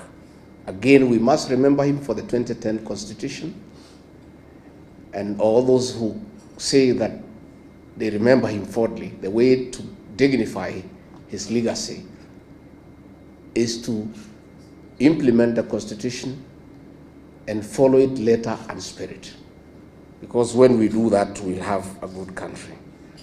Mwai Kibaki spoke very little and did much. Most of us are learning from him. Nowadays, I only talk once a week. I'm becoming a good student of Mwai Kibaki. Going forward, I'll talk after 2 weeks, then a month, because he spoke very little and did a lot. You know, and I think you don't need to speak much. You just work, and work can be seen. And if you remember free primary education, it was real. Today it isn't. And Mwai Kibaki didn't have to talk about it. How kuipigia debe, he did it, and it was there for everybody to see and to feel. Let me, Judy and your siblings, thank you, because many people do not appreciate the place of family in leadership. There's no leader who can succeed if you don't have family support. The fact that Mwai Kibaki was a very successful leader in this country speaks volume of the support that the family gave him. And therefore, as we celebrate him, we want to honor the family for standing behind your father, supporting him at home, and allowing him to dedicate his life to the service of this great republic. Again, we also want to honor the Kibaki family because despite many challenges and temptations, you never allowed yourselves to be misused by entrepreneurs to spoil the name of your father and yourselves. Mwai Kibaki is gone, but his integrity and that of his family remains up. Nobody has ever suited Mwai Kibaki and his family in any scandal in this country. And we know the temptations around family by people who want to use proximity to power. So you have really dignified your father because his name is good and nobody has ever thrown him into anything that would have looked conflict of interest or commercial interest for his tenure in State House. He did a good job, and we want to really salute the family because that is really the way to go. Dr. Mukisa Kitui, we are envious of the cabinet you served at Mwai Kibaki, that you are allowed to speak. Justin Muturi and I can tell you, in the cabinet we served, it's only me and him who could speak. And that is why we had to be edged out. The rest are flower girls and praise and worship choir. So we would have wanted, you know, if things could reverse and we served at Mwai Kibaki, we would have enjoyed, because he would have allowed us to contribute, to make meaningful contribution to the management of the affairs of this country. Haji, I've heard you correctly about the place of DP in Othaya, but I'm more concerned not even about DP in Othaya. I am more concerned about the quality of leadership in that constituency that was led by Mwai Kibaki. A graduate of the London School of Economics, the greatest president of all times, a man who represented Othaya with wisdom, a man who was a good debater. Then when he was gone, the replacement of Mwai Kibaki, like today, it's a shame. Member of Parliament who never speaks in Parliament at all, who hasn't made any contribution on the floor of the House. And Othaya now is a pale shadow of the Othaya under Mwai Kibaki. Coming this general election in 2027, we shall talk to the people of Othaya to dignify the late Mwai Kibaki by looking for a quality legislator who, even if he cannot measure up to the level of Mwai Kibaki, can be there 60–70%. But the present situation in Othaya is embarrassing and is very demeaning to the late Mwai Kibaki and his family. And Othaya people are crying for a change, and we'll be having conversation with them so that they can look for quality leadership that can be able to hold the name of that great old man in high repute. So mimi nimeshukuru sana, tuko hapa na viongozi wengi ambaye sijui Haji unataka tuwapatie, unataka tufanye namna gani to introduce them? What do you want to introduce them? Yeah, tuko na the Honorable Eugene Wamalwa, kiongozi wetu. Kuja useme jambo. His late brother was vice president to Mwai Kibaki, na alikuwa na kizungu mingi sana. Hata huyu wako na kizungu mingi. Sio mingi. But he served Mwai Kibaki well. So kuja sema jambo. Asante sana. Thank you very much, Your Excellency, the Kibaki family, the DP leadership, the distinguished panel, and distinguished guests. Good afternoon. Let me start by thanking the Kibaki family and also the DP leadership for giving us the opportunity to be here today to remember a great leader. And as His Excellency has said, I think he's the most consequential leader of our republic. And as we remember him today, we remember words of a wise man who said that sometimes we are all warmed by fires we did not light, and we drink from wells we did not dig. This great leader, when you look at his symbol, there was something very unique about Kibaki. It was always about light. His symbol ya DP ilikuwa ni taa, mwangaza, lighting the way. When we came to NAC and several of our parties came together, my late brother had fought Kenya, we had others. Forming NAC again, Kibaki chose light, mwenge, yes, the torch, yes, to light the way. And the light that he left us is the Vision 2030. That is still the light guiding the journey that is our national development. We're in 2025. We have 5 years to go to 2030. So as we meet here today as leaders, let us start thinking about another light that from 2027, as we form the next government, we can have a leadership that can light another light beyond 2030, beyond Africa Agenda 2063. And I see that leadership in this room. I see the next government in this room. I thank the organizers for choosing this historic venue. Mwai Kibaki once met here with his friend Wamalo Kijana and his other friend Charity Ngilu. The late Kihika Kimani asked, ni nini wanaume wawili wanafanya na mwanamke mmoja kwa hoteli? Kumbe Kibaki was forming the next government. Yes. So those of you who are here, Kibaki's friends, let us look at this as a 202 moment. Let us drink from this well of inspiration, and let us be inspired to save our country, because apart from Vision 2030, the greatest legacy left us was the Constitution. He appointed me as Minister for Justice, and I remember when I invited him to address the judiciary, they were bidding him farewell. I told him, Mr. President, I don't know what historians will write about you. What will be your greatest legacy? They would have a hard time because they would wonder whether free primary education was your greatest legacy.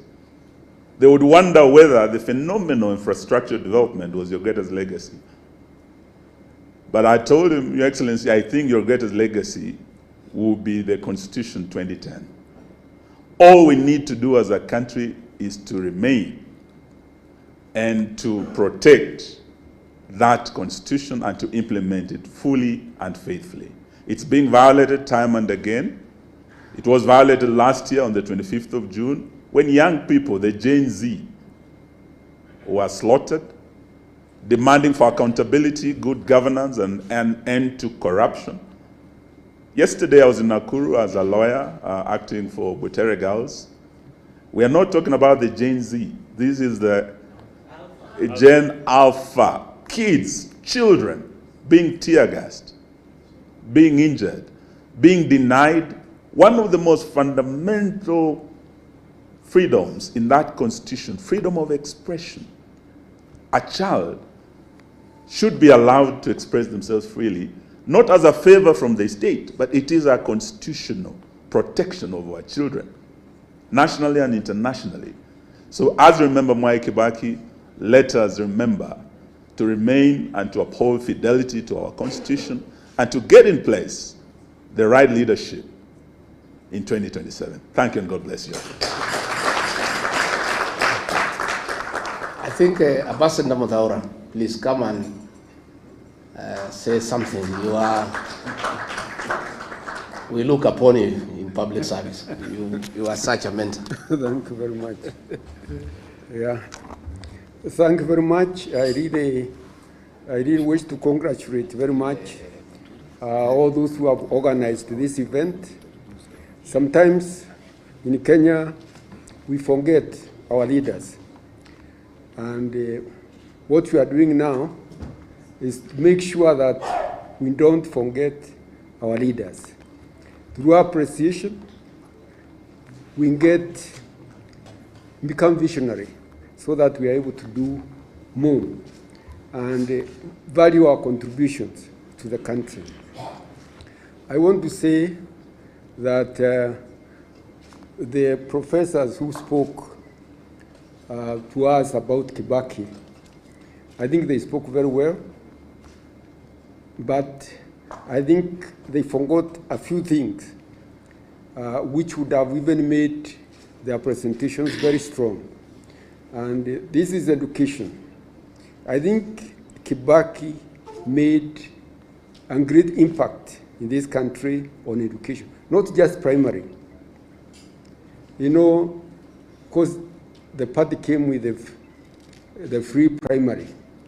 But soon after that, Kibaki introduced free day secondary so that to expand, the middle, the middle education.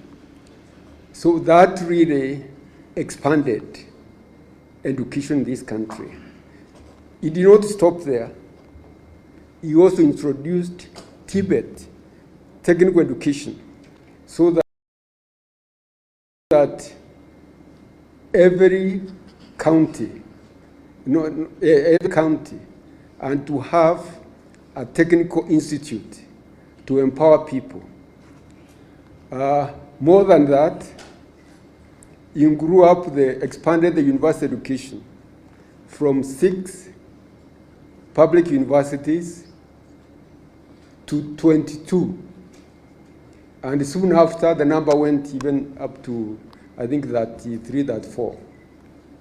So for me, the impact that Kibaki has had on education is really what is transforming this country. There's no doubt. Sometimes we get a bit worried about the youth in the country, but the youth has been empowered. So we have a responsibility as leaders to make sure that we act ahead of the youth by expanding the economy.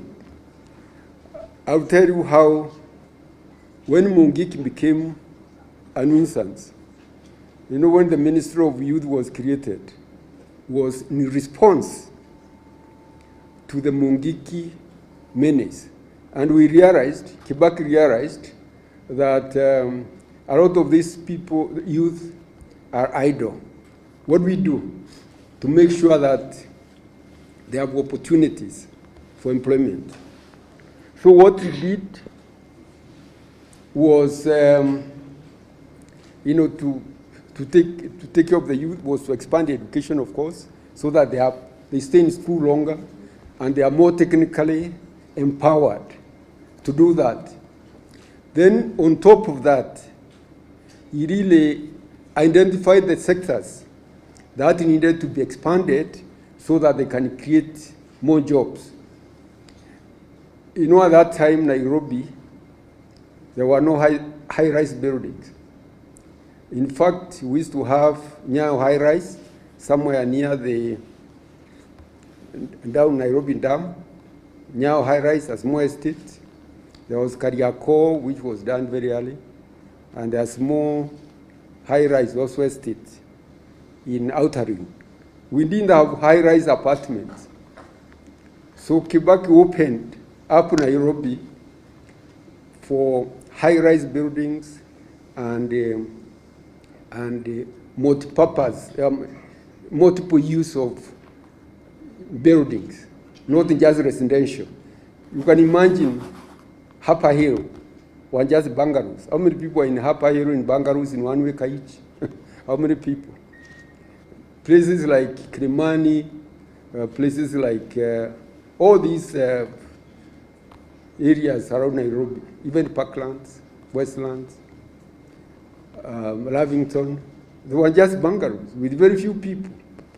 People having just 1 acre in one house, a family of 2 or 3. So you opened up and they look at Nairobi today. I mean, all these high-rise have created those jobs, a lot of jobs. So really what I'm saying here is that Kibaki really valued think tanks very much. That's why the Economic and Social Council could come up with various options. And once he's convinced about the best option available, he would just give us, targets. There's no two-way. You are given targets. You have to deliver. And you just say, don't talk too much. People will appreciate what they can see. Do it. When people see it, you remember the roads, the development of the roads in the country, infrastructure, the ICT. I remember Kenya was when Kibaki took over, Kenya was very slow on adopting the new ICT transformations which were taking place globally. So he said, now, who are we going to give this ministry? We need to have somebody who can understand it. Unfortunately, those days, appointments were only restricted to members of parliament. So we got one of the members of parliament, Kagwe, who had been in information, who had been, I think, a director in the Ministry of Information. He could understand more about information technology. Then he asked now, and the permanent secretary, where do we get one who can understand this ICT? Morage said, he knows of somebody, a Kisi, Demo, in the university, who was in America, and he is very good in that area. So the two people are appointed. And the first thing they did was to review where we were. And then they realized there was a regional program to bring marine fiber cable to East Africa, because we did not have, that's why we are lagging behind. We're just using the satellite. So the first thing, they went to South Africa, where there was a regional meeting just to push that agenda. When they went there, they found people are just talking at cross purpose, as the program was too slow. They came and told the president, Your Excellency, this project, this fiber cable, unless we have it, marine fiber cable, we shall not take off. And if we wait for the regional project, we may wait for another 10 years. Why can't we do it ourselves? Kibaki asked them, and what is the cost implication? What is the cost? He told them it's about $130 million, and he consulted with some companies. About $130 million, they would land the marine fiber cable in Mombasa. Then the president said, yeah, we don't have that $130 million, but we can find it.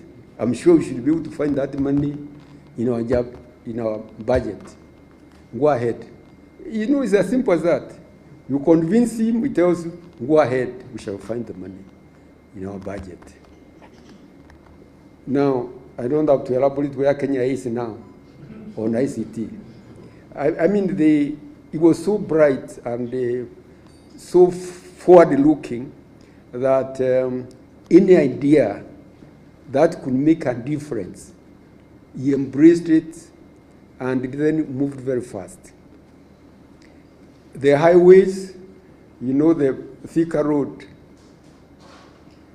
the parliament was complaining, members of parliament were complaining, the road was in very bad condition. It needed to be recarpeted. Recarpeted, refurbished. It was just 4 lanes from Nairobi to Thika. So we sent Kamau, who was a roads engineer, to African Development Bank He went there. And the African Development Bank asked for statistics, what have you. I told him now, this road with only 4 lanes cannot serve this traffic, which is one of the heaviest in Africa. You need to think of a minimum of 6 lanes, 6 to 8 lanes, for it to make sense. So they came and briefed the president. The president told them, I think those people are making a lot of sense. Let's do it. We shall try to improvise money and do it. At that time, that $1 billion was like a lot of money. But once that road was done, in fact, it was done in a period of about 2 to 3 years, perfectly. That gave Kenya ambition about highways. And now, I don't have to say about what happened in Nairobi. I don't have to tell you what happened in the rest of the country, because we developed a lot of highways throughout Kenya. And Kenya now is one of the best served countries in Africa in highways. So I thought I needed to say that, to know that, you know, leadership is not just, it requires a lot of thinking also.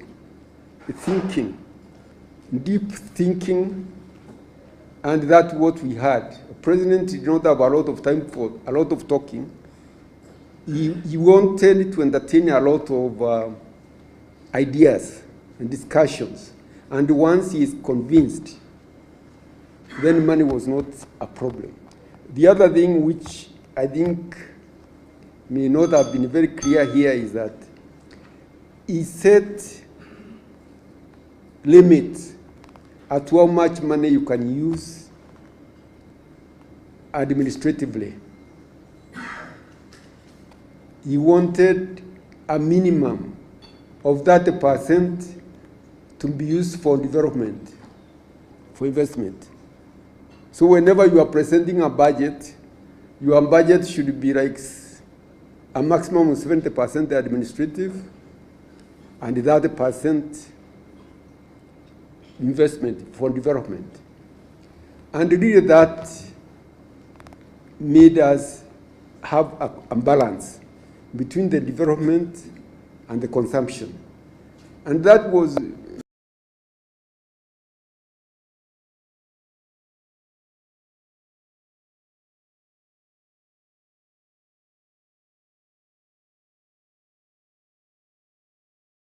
because we are being led by an economist called Kibaki. We want to balance the investment and the consumption. And that went on very well. The other thing is, as an economist, he asked us to review Mwai taxes. When we reviewed, he said there's nothing wrong with these taxes. We don't have to add more. All that we have to do is to make tax correction more efficient and also make people own, tax, call it responsibility. The people, the Kenyan people have to own tax responsibility. And to my surprise, within the first 1 year, we moved the revenue from about 400, Mwai's revenue, total revenue was about 400, I think 40, something like that, to 600, I think about 60 or 50. So the jump was a lot. We did not add any taxes. And then by the third year, we are around $1 billion. Trillion. So, in other words, their taxation is not just more and more taxes. is actually the efficiency and the public ownership of the taxes. So I really want to say that those are a few things, but I can talk and talk and talk because I learned a lot from our Excellency the President. He was a source of wisdom. If I tell you the way he handled the post-election violence, because that was like violence imposed on him. The way he handled it was unique in Africa because he did not want that violence to continue. He wanted it concluded as quickly as possible. And that's why he agreed very fast to have a Grand Coalition. When Grand Coalition was formed, he treated all ministers equally. Not to say this is this minister, this is ministers who are his huntsmen, and they are to deliver in their sector. I remember also, with the experience that we had a post-election violence at that time, we realized the violence actually should have been controlled, but we didn't have enough policemen. We had very few policemen in the country. We look even at the military. We had very few people. The military. Our military were very, numbers. We just give orders so that we don't go through those type of experiences again. Double the number of police and the number of military, so that the country has stability. And those type of decisions are not just made by anybody. They are made by people who are seeing far. And really, to me, I think people are writing a book, but at that time I was writing mine. I don't know whether they published that book of Kibaki.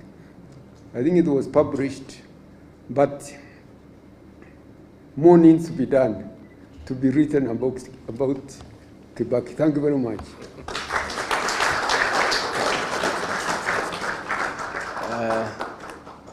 Attorney General Emeritus Justin Muturi, please don't be as brief as the ambassador. Don't be as brief as the ambassador. Exactly. He was too brief.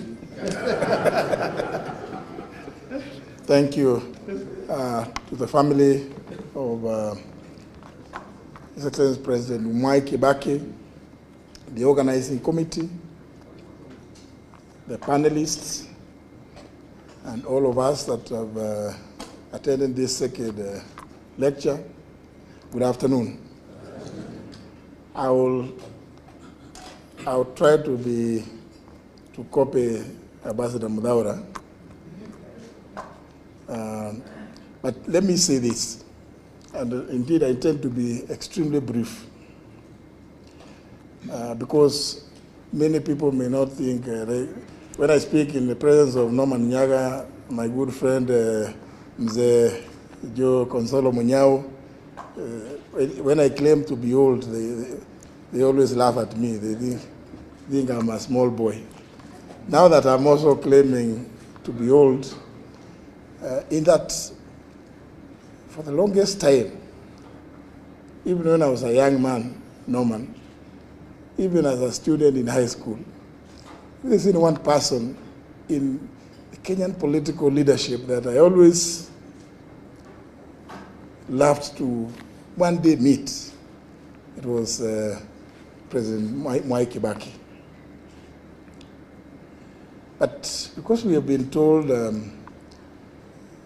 quite some exciting stuff by the panelists, Mzee Munyao, and now Ambassador Mudaura,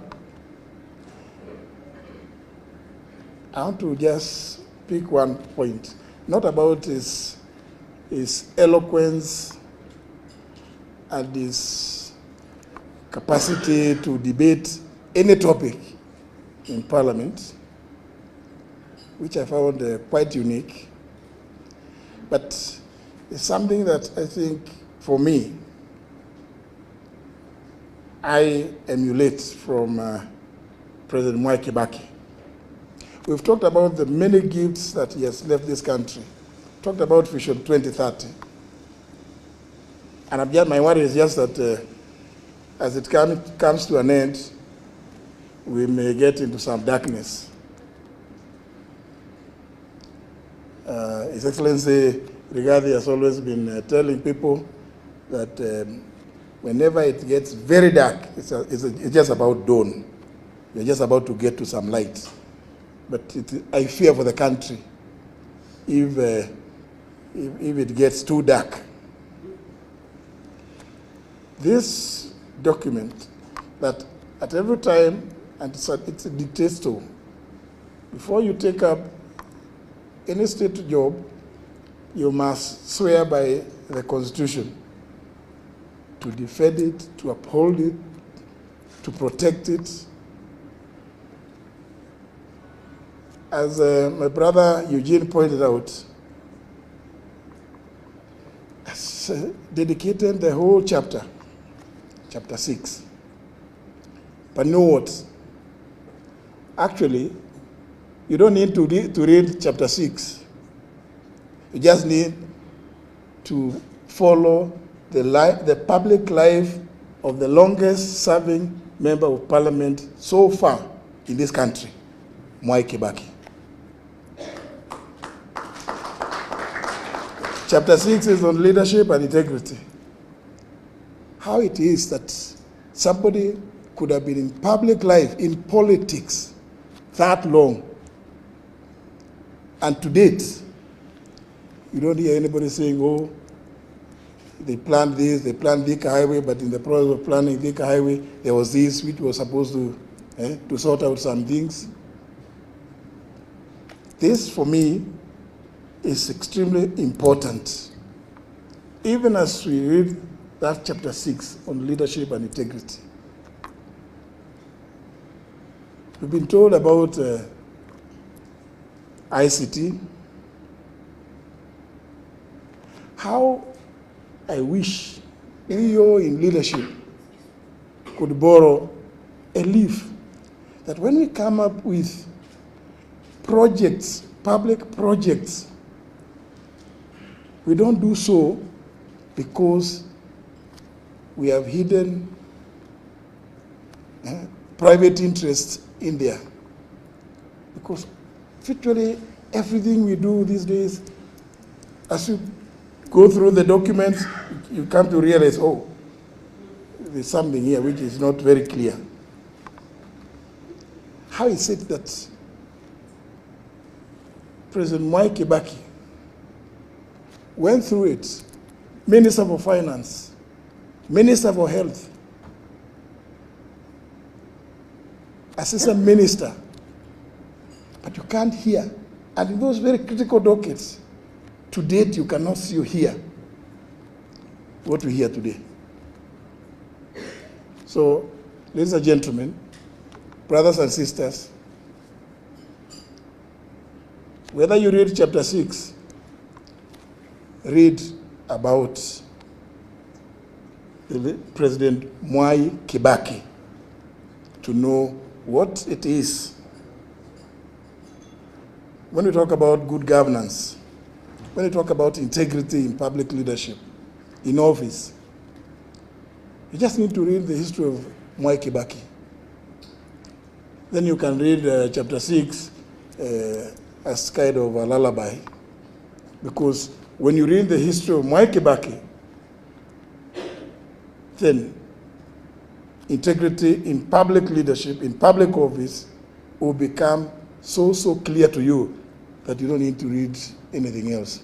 Many of you, I'm sure, are religious people, either Muslims or Christians or Hindus. You know, virtues, the virtues of integrity, honesty.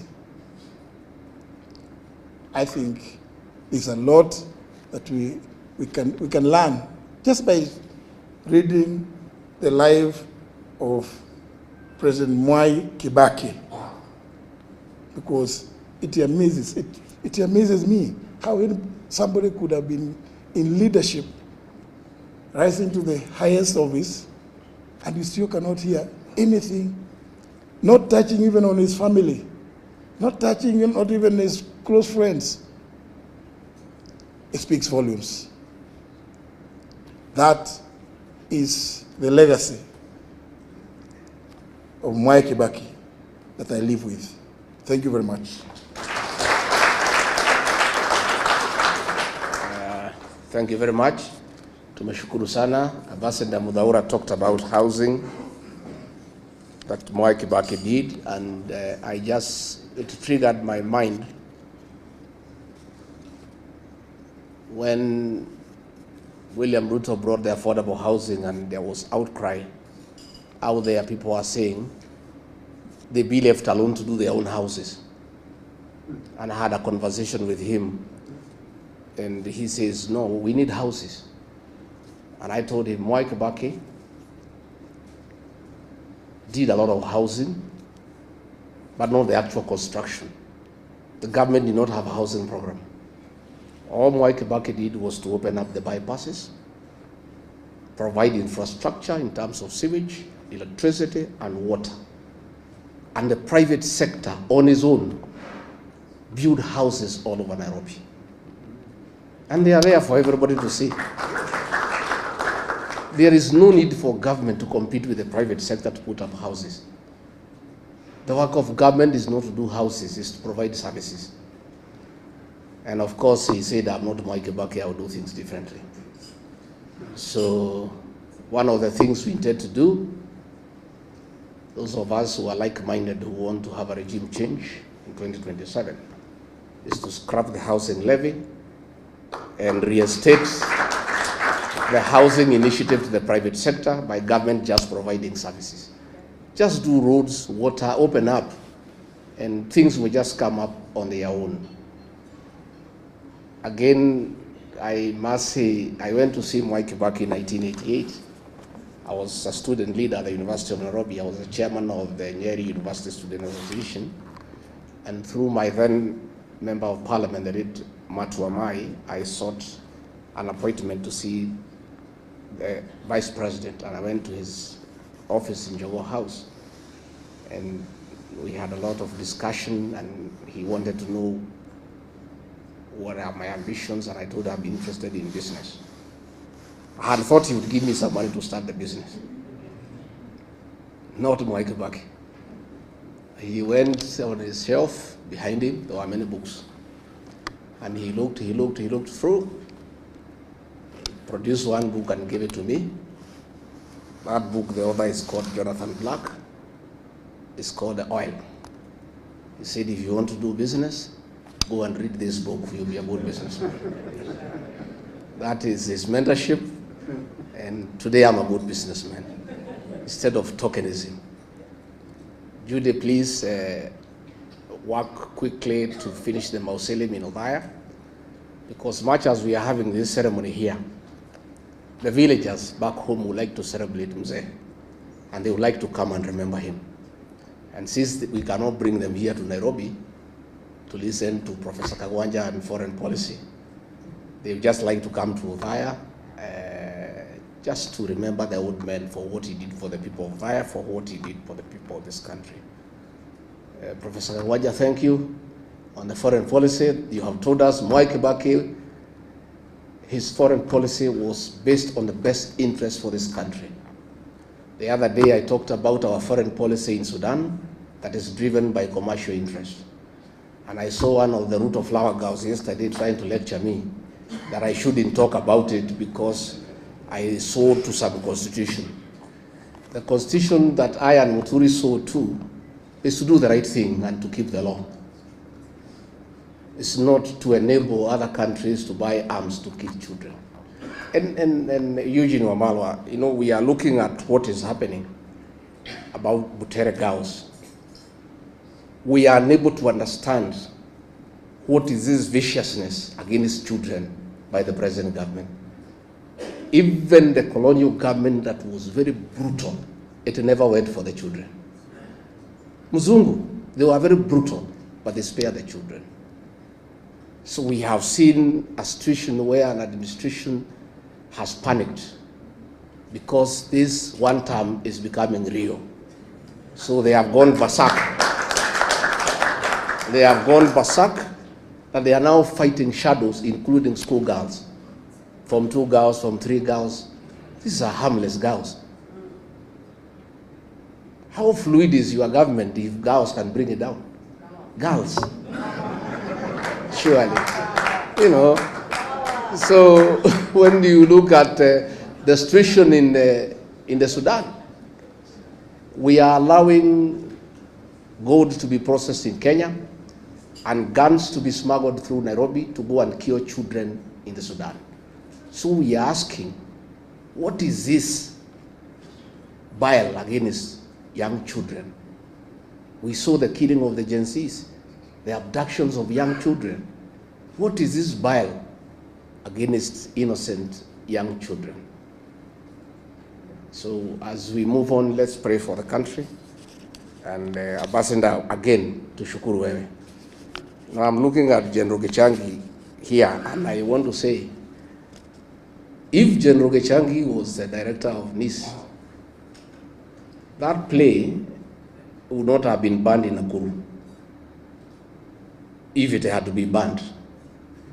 Because it came all the way from the sub-county, nobody noticed. It went to the county, nobody noticed. It went to the region and it became number 3, nobody noticed. They only noticed about it in Nakuru, in the finals, because of a failed intelligence system. You know, that will not happen. So if a decision needed to be made that is a bad play and people should not see it, ingesimamishiwa huko mbali, because the officers on the ground every day, lakini watu wote wamelala, kila mtu anatafuta pesa. Hii serikali ni ya biashara. Watu ya intelligence wanatafuta biashara, watu ya polisi wanatafuta biashara, rais mwenyewe anatafuta biashara. Sasa, you know, these are things that would make Mwai Kibaki turn in his grave. You know, tuko na shida kubwa, lakini Mungu anatusaidia. So Jacob Haji, we are forming a political party in May. Tutatangaza. We look for a way to work with the Democratic Party. We would like to be associated with Mwai Kibaki and what he achieved. Wacha ni introduce huyu Ketu wa Ruguru, simama, pigia makofi. Huyu mrembo ya Laikipia. And we have our daughter. She's called Gather in Kikuyu land. The Honorable Gathoni wa Muchomba. Tuko na Masa Kakuya, alikuwa mjumbe hapo Kasarani. She has been associated with this party for a long time. Of course, tuko na Norman Nyaga na wengine, na tumeshukuru sana, and the organizers of this function, we are honored. Tuko na Jane Kihara, the great lady of Naivasha. Alichaguliwa as an MP kwa hii chama ya Democratic Party. She's a third member, ako kwa tamu ya 3. Na nikali anaangushaga wanaume 7 kila uchaguzi. Wote wanaweka chini. These strong women, they are strong people. So tumeshukuru sana, and thank you very much, and asanteni sana Ambassador Mutaura and your team that supported Mwai Kibaki. We honor you because you made him great by serving him well and helping him to steer this country, even as he advanced in age. You know, his things were going very, very well. But again, it is him who gave you the opportunity and allowed you to work. Asanteni sana. Thank you very much. Haya, mupige makofi. The people deputy president. Sio ndio hiyo? Yeye sio mtu kuandikwa, alichaguliwa na wananchi. Simpige makofi basi tusikie. Haya, asante sana. Now hata mimi mnipigie sasa makofi sababu nimemaliza shughuli yangu. I'll now hand over to Juma kuja chukue tekopa.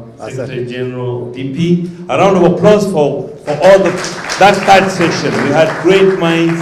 People have taken us down the history line, and we really, really appreciate. There are 2 people between us and lunch, and I'll kindly request them to be very, very brief.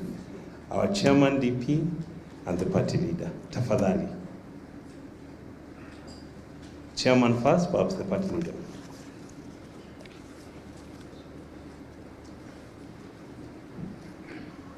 Asanteni sana. Mimi sita commit hiyo offense going against the constitutional right of the stomach. So I will be very, very, very brief. I don't want to be accused for that. Yangu kumutakia heri, mwambia asanteni for being that patient up to now. Mengi has been spoken about Mwai Kibaki. I used to be his security advisor, for those who don't know. And I used to be very close to him. And I come from Modaya. Kibaki, for wale wote wameongea, I haven't heard anyone saying that Kibaki was a difficult person. Because he was very difficult but very diplomatic. Hakuwa mtu ya kuwa moved just like that. Even ministers, when they came to talk to him, alikuwa na washiria hawa wanaongea. He would never stop you akwambie, you don't know your ministry, I know your ministry better than you. Never. He would never say it. Lakini, he would just suggest, tukiongeza hii, au tuache hii, itakuwaje? Where do you answer your question? Na wakati umeongea, and you speak all the through, yeye mwenyewe alikuwa na kitabu kidogo kama hii. Anatoa, anaandika. When you meet next, atakuuliza, wakati ulikuwa hapa tarehe fulani, anatoa hiyo karatasi, tuliagree on the following. Sasa imefika wapi? Ministers learned about that at that time. They used to come to see him very well prepared, kwa sababu alikuwa anajua atatoa hiyo karatasi kwa mfuko yake. Hata mliona siku nyingine huko Mombasa akitafuta hiyo karatasi kwa mfuko yake huko Gema. He didn't know where he had put them. Yale ingine I would like to confirm is what Mheshimiwa Gachagua amesema. He wanted people to work. Because I remember one time when we were coming from London after hospitalization, tukapita Njogoo Road. Mimi mwenyewe nilikuwa namshikilia shingo hivi sababu he had problem with the neck na mkono ingine isianguke. Yeye mwenyewe aliangalia akasema, hawa wote watu wamejaa hapa wamekuja because of us. Kamwambia, yes your excellency, hawa wote ni watu yetu. Lakini hawa wote wamewasha biashara yao na nani? Ndio anje kwa barabara. You see, that was the type of a president who cared for production in the country. The same thing he did in Othaya.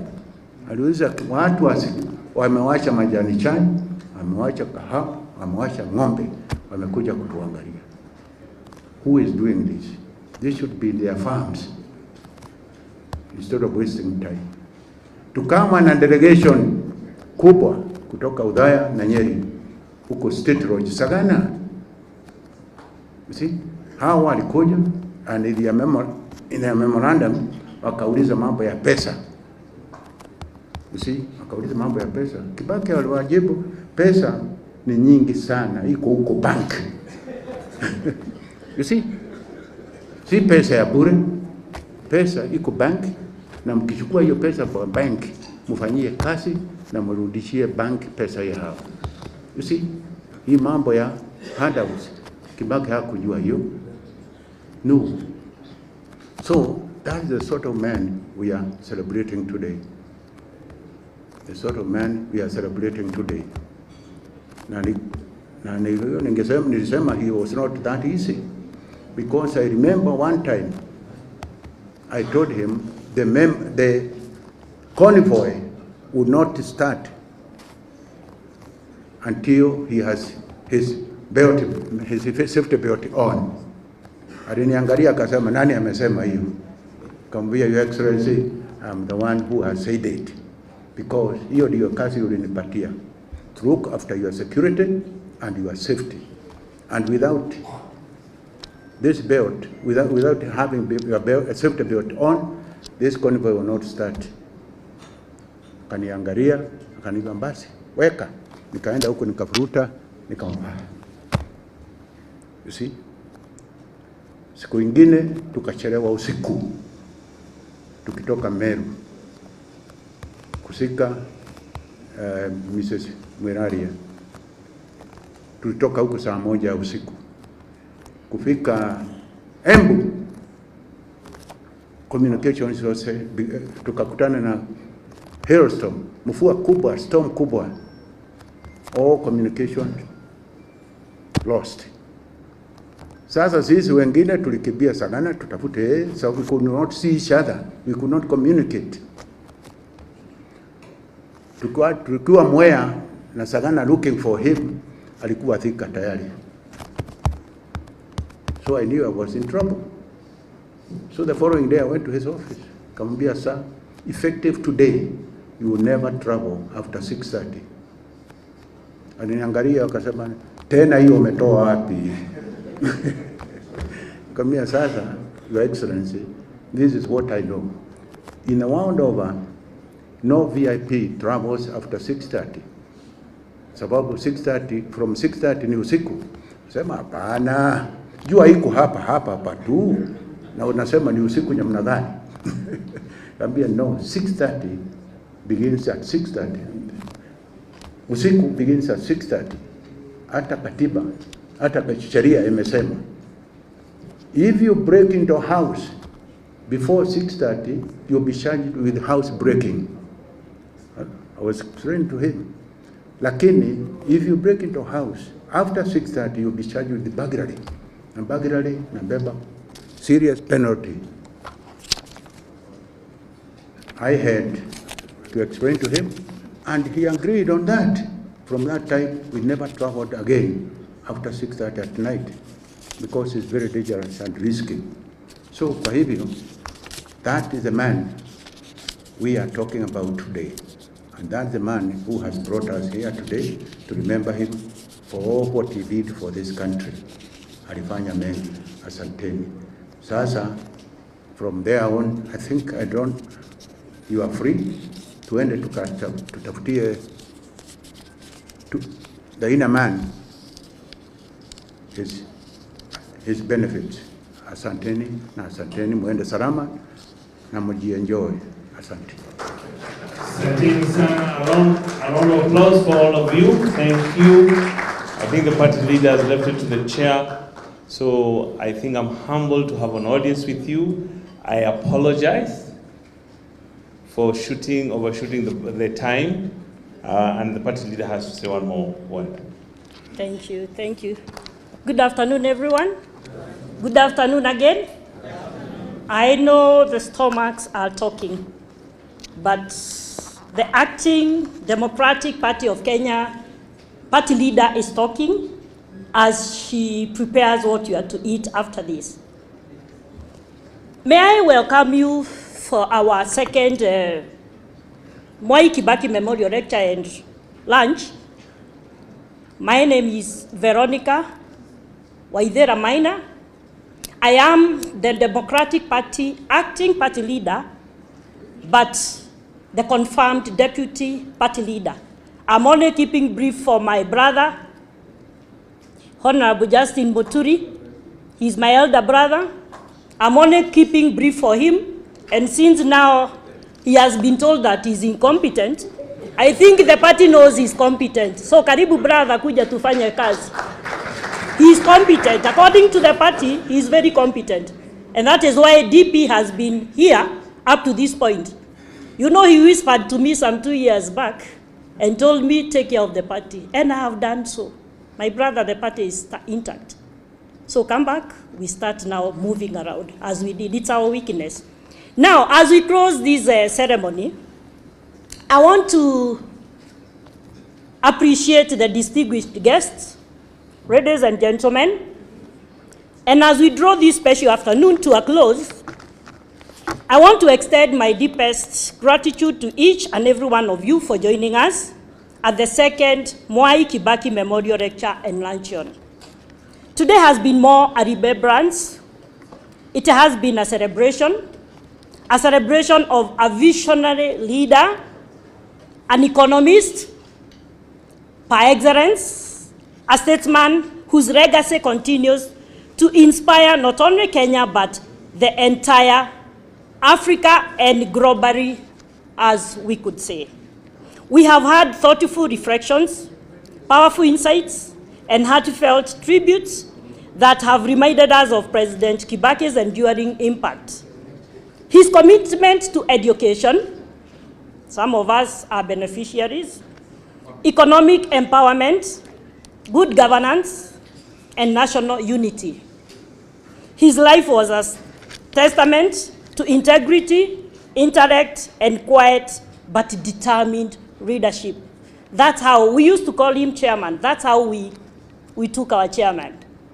And may God, the angels, take care of him because he was a good man. To our esteemed speakers, Professor Michael Shege, who was our moderator, Professor Peter Kagwanja, who was the chairman to our organizing committee, Professor Vudha Kibwana, Dr. Muhisa Kitui, Honorable Mother Karua, who could not be with us today. She's out of the country, but she was part of the planning, and the delegation from the UN. Thank you for your wisdom and for keeping President Kibaki's legacy alive through dialogue, reflection, and aspirations. To the organizers, those are the sponsors. We have the organizing committee, the Democratic Party officials led by J.B. Moturi, and NEC members. We also have the Democratic Foundation. We have a foundation that was started by our founder, who is Mwai Kibaki. We have a foundation. And then the Kibaki family.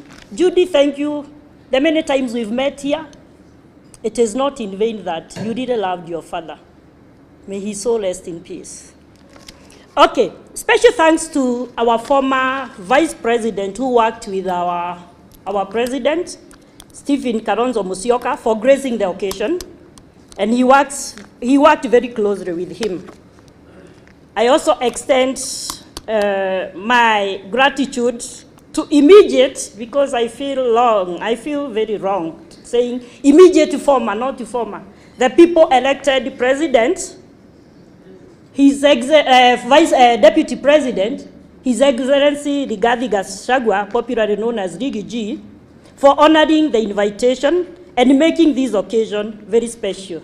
I remember he was supposed to be on other commitments, but he said if it's Kibaki's memorial, he will put aside everything else and be with us. Thank you, Our Excellency, for doing that. I also want to give special thanks to former AG, the immediate former CS, public service, and I've just said that being told that he's incompetent, I'm on live TV and I want to say, to DP, he's not incompetent. He's what DP has been where we are today. So don't even think about anything that can deter you from moving along. We know you, we know how you can push. DP, come back, we start working. He resigned when he was going to the government, and because you know very well, you cannot be in government and lead a political party. So he only left and whispered to me, take care of the party. And I have done so, my brother. As we part ways, let us carry forward our President Kibaki, lived by service, humility, and steadfast belief. I also appreciate the coming of our members of parliament present, former members of parliament present also, and I will conclude with wise words from President Kibaki. Leadership, and I want us to listen to these words, leadership is a privilege to better the lives of others. It is not an opportunity to satisfy personal greed, and I'll underline the last 3 words. May his memory continue, inspire generations, and give hope to all Kenyans, because that is why we are here. You are all welcome to serve lunch. As we organize for a photo session, I will invite Professor Kagwanja to come in front. He's the moderator on that. And may you travel safe. Have a blessed week. Have a blessed weekend. And today is, I would say in Kiswahili, Mwamko mpya. Thank you. Sorry,